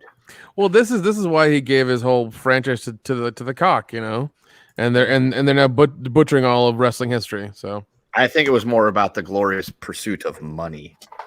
Yeah, well, maybe he's hurting for it more than we realize. I wouldn't. I mean, maybe he just wants to have more surgeries to make himself look even fucking weirder. He does probably. Which, by the way, folks, if you're into wrestling, especially the old stuff, A&E, the biographies that they've done so far, it's like an 8-part series. They've done Stone Cold and they did Roddy Piper the other night.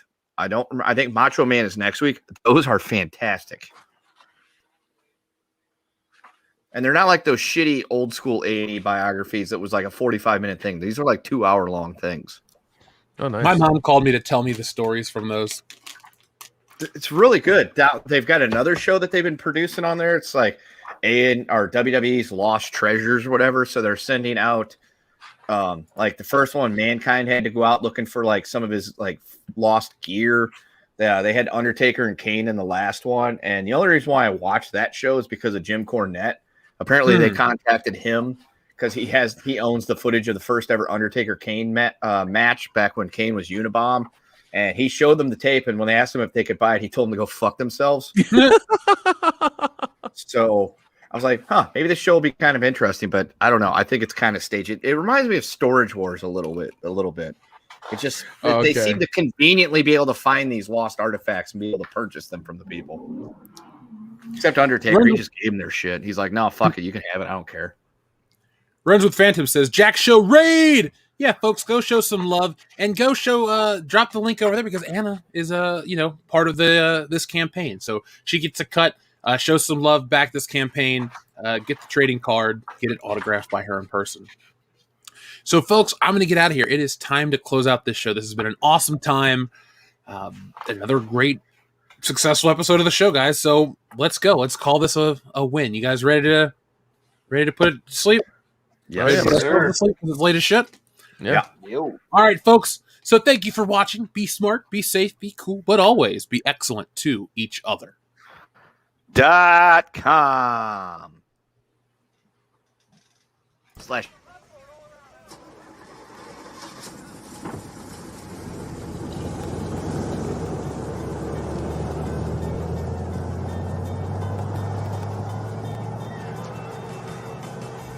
You think it's getting